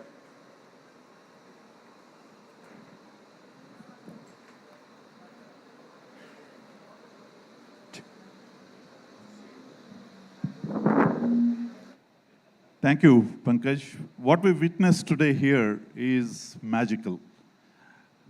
I know when we initially considered investing into Log9, I think almost 2 years back, the more exciting fact about Log9 at that time was about nanomaterial technology, the graphene manufacturing in an innovative way.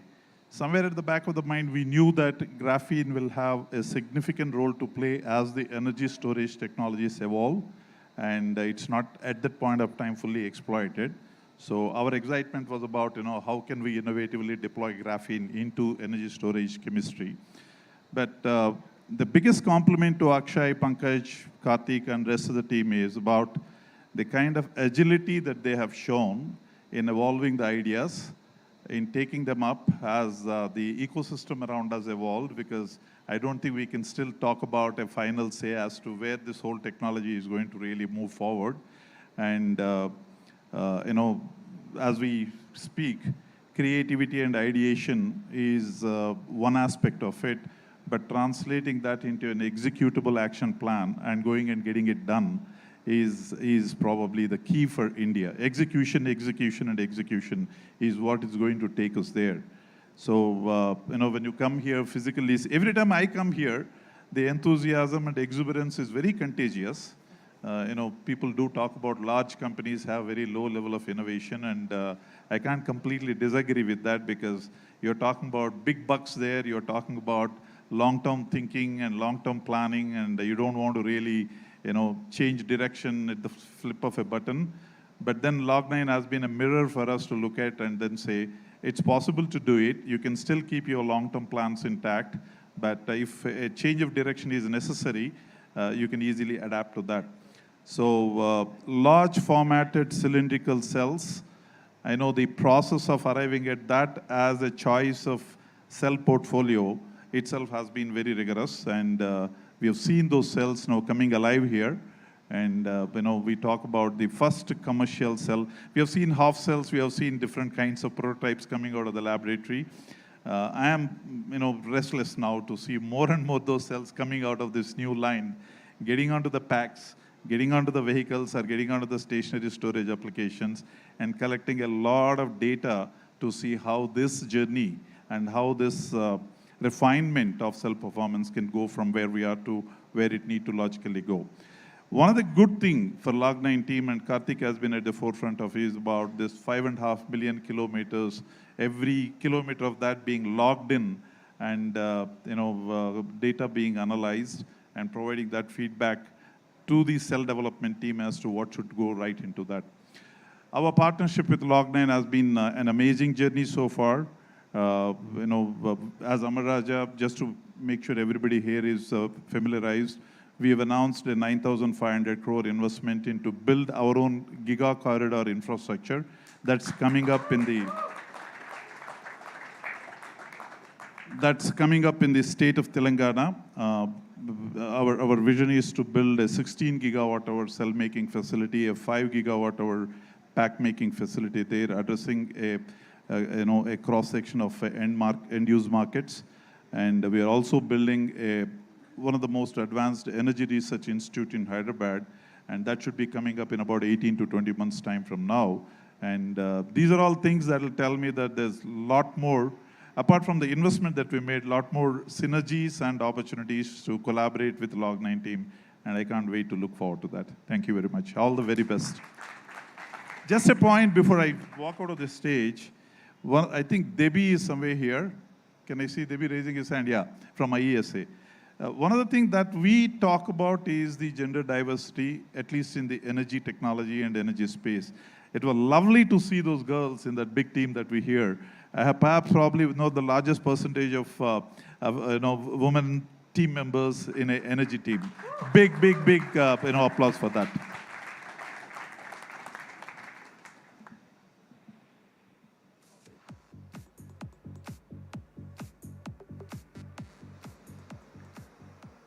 Thank you, Vijay. And the way we have given ourselves some name identification is all of us, we don't say we are XYZ in Log9, we say we're Log9ers. And all our women employees and women team members and women leaders, we call them V9ers. So we are very proud. We're very proud. Log9 sits at plus 25% of scientists are in Log9 are women, and it's a pleasure to have such diversity, such intelligence, such beauty, and such creativity. Through all my V9ers, I bow down to you guys.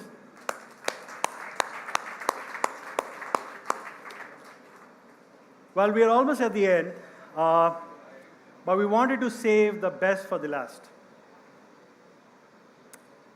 Where do we take it to the next step? And how do we take it to the next step? Will only Log9 succeed in this country? And our firm belief is no. Log9 should be one among many. Will Log9 struggle to build its team? Our firm belief is no. We should be able to galvanize the talent density, inspire, and create a track of creating that talent density. Can I have the RISE presentation slide?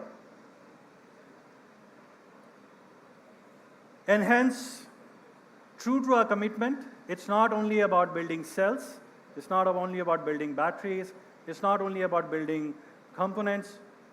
We will not succeed if India doesn't support us in our trajectory and we don't give back to the system. We're always operating from a sentiment that if Log9 has to go forward, we have to take an ecosystem with us.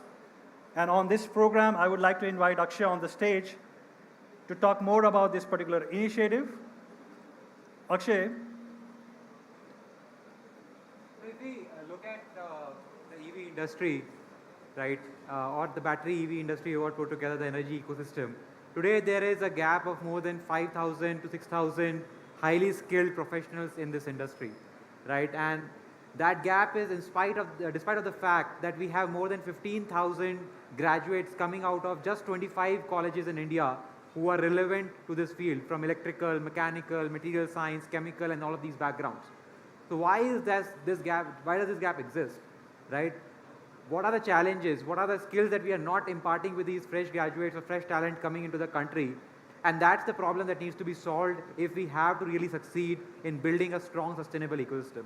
And in that regard, we're very happy to announce and launch our initiative called Log9 RISE, which is Research, Innovation and Skill Enhancement Program, where we are committing 100 crores of capital towards the next 5 years, in which we'll be building and working with various academic institutions across the country to basically provide sponsorship for various research projects, to provide sponsorship for various degree programs, masters and PhD programs, to work together with them on fundamental technology problems so that we can solve and advance chemistries and technologies in the country, and at the same time grow that talent pool, which is the most important part. And I think one of the biggest tenet of discussion that we had yesterday with our academic cohort that assembled was how can we create a center, how can we create a common place where these technologies can get scale, where innovations happening in academic labs can get a base and then they can this technology can bubble up and can really reach the POC level from where the industry can take it forward. And while this is happening, the talent can get practical skills on working with these equipment and these lines to be able to be absorbed and add value to the entire ecosystem. So I'm really excited about this program. We are still in early days of this program. We're stitching it together, but you will see massive announcements and massive success of this program as a commitment from my side in the next day zero. Thank you, Akshay. Thank you. This is, in my opinion, is a stepping stone. And I think for me to summarize that slide, we figured out, we would like to share a very beautiful African saying that says that when the lion eats, the jungle eats. And it's all about creating that lion. It's all about creating that ecosystem that supports, promotes, and expedites the growth of that infrastructure. So RISE, in my opinion, is going to be that line that we will create. And around that, we will galvanize a lot of government support. We will leverage a lot of other philanthropic and other initiatives which are there in this country to bring it all in one place, so that it's not about just money, but it's also about the intent, the intellect, and the commitment to ensuring that it doesn't get only started, it goes to the final goal of getting the technology, the talent density created to where it should go. Awesome for that, awesome for the RISE. In that direction, one of the things that initiated this thought in us is because we have, we've worked with a lot of institutions, a lot of, I think in Log9, we have about 46 Log9ers who are from IITs. We have benefited from that system. And as we came down to Bangalore, we've benefited with IISc. And one of the institutes that I have to really, really mention here is the RV College of Engineering. I recommend everybody that that's an institute where we have experienced the biggest amount of talent density, the biggest amount of alignment in way of thinking. And like I said, we have 46 Log9ers from IIT. We have over 22 Log9ers who are from RV. So if I have Shyam, who's among us, he's the managing director at RV. And today what we have done is with RV, what we're doing is they're having the racing teams. And they're building these electric racing cars and they want to compete. So they said, you want to build a racing car? I'm going to give you the battery to race it. Let's beat everybody out. I'm going to tune that battery to give you the power. Let an Indian electric car win a global electric race. Can I have the team Chimera and team Ashwa, if they are here from RV College?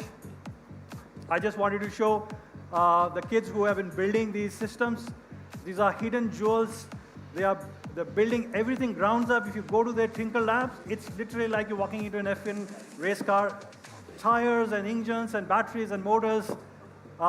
Extremely young, but extremely focused at winning those races. So super excited to have you here.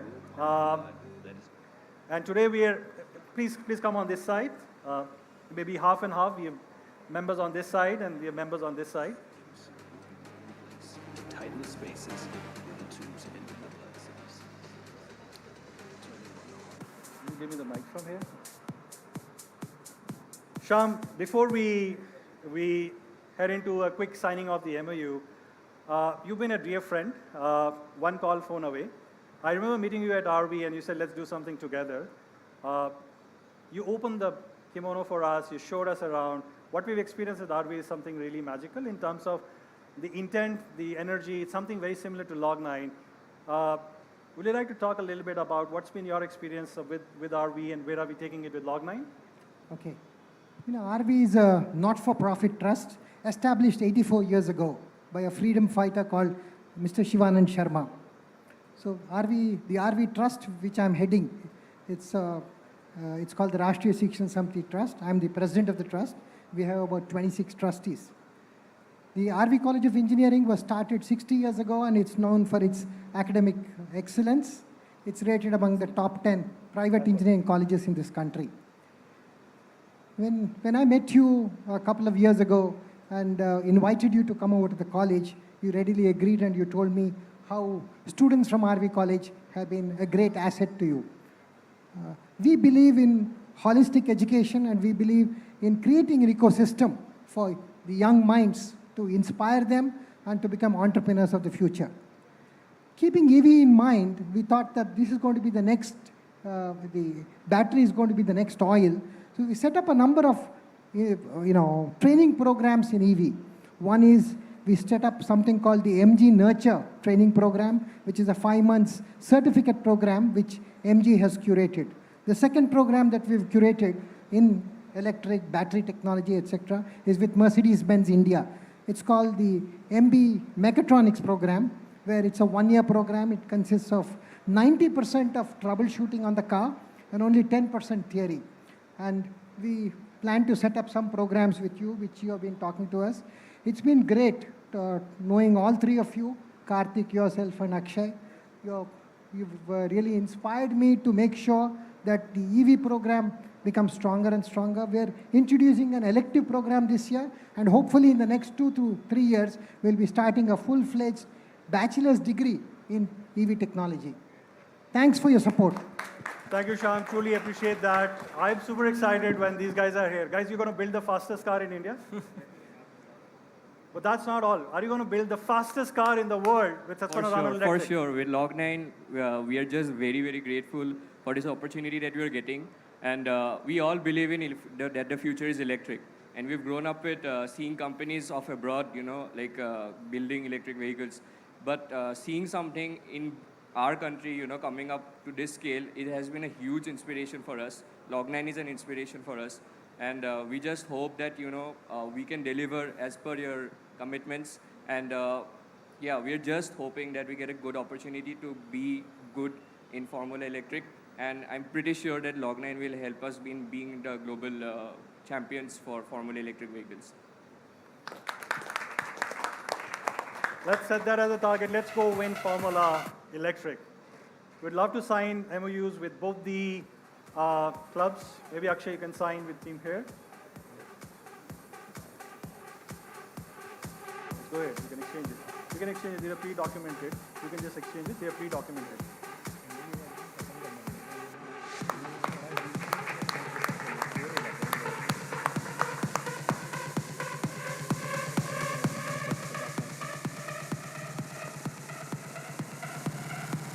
It's pre-documented, so you can just sign it. You can just exchange it. Yeah.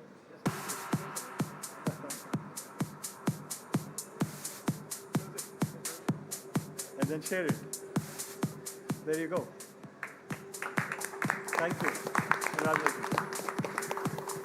Thank you. Thank you, everyone, and looking forward to having the fastest wheel rolling on electric.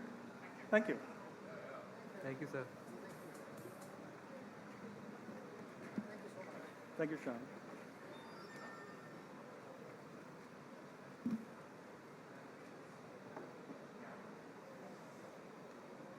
Thank you, Shyam. So here we are, Karthik. Lots of partnerships, lots of thinking, lots of production, lots of scale up, cells, battery. How do we close this? Where are we going? How are we doing goal setting from here to where? So I think, first of all, very grateful to each one of you for being here, because it's not just day zero. I think in the last 8 years of our journey, the roller coaster ride we have had, each one of you in some sense have supported us, got us back from that valley of death which is called for startups. And I think we were able to, because of your support, we were able to build a type of a trail for future deep tech hardware companies out of India, which has always been the vision since day one. And we continue building on that vision. But so whatever we do, it's beyond any one of us. The idea is to grow the ecosystem, to grow technologies, to grow India. And from that perspective, I think the next promise that we make as Log9 for the next 1 year, before we meet again in the next day zero, is 1,000. Can we put up that slide, please? Can we have the promise slide? 1,000 vehicles in the next 1 year with indigenized cells would be the next target of Log9 on the roads.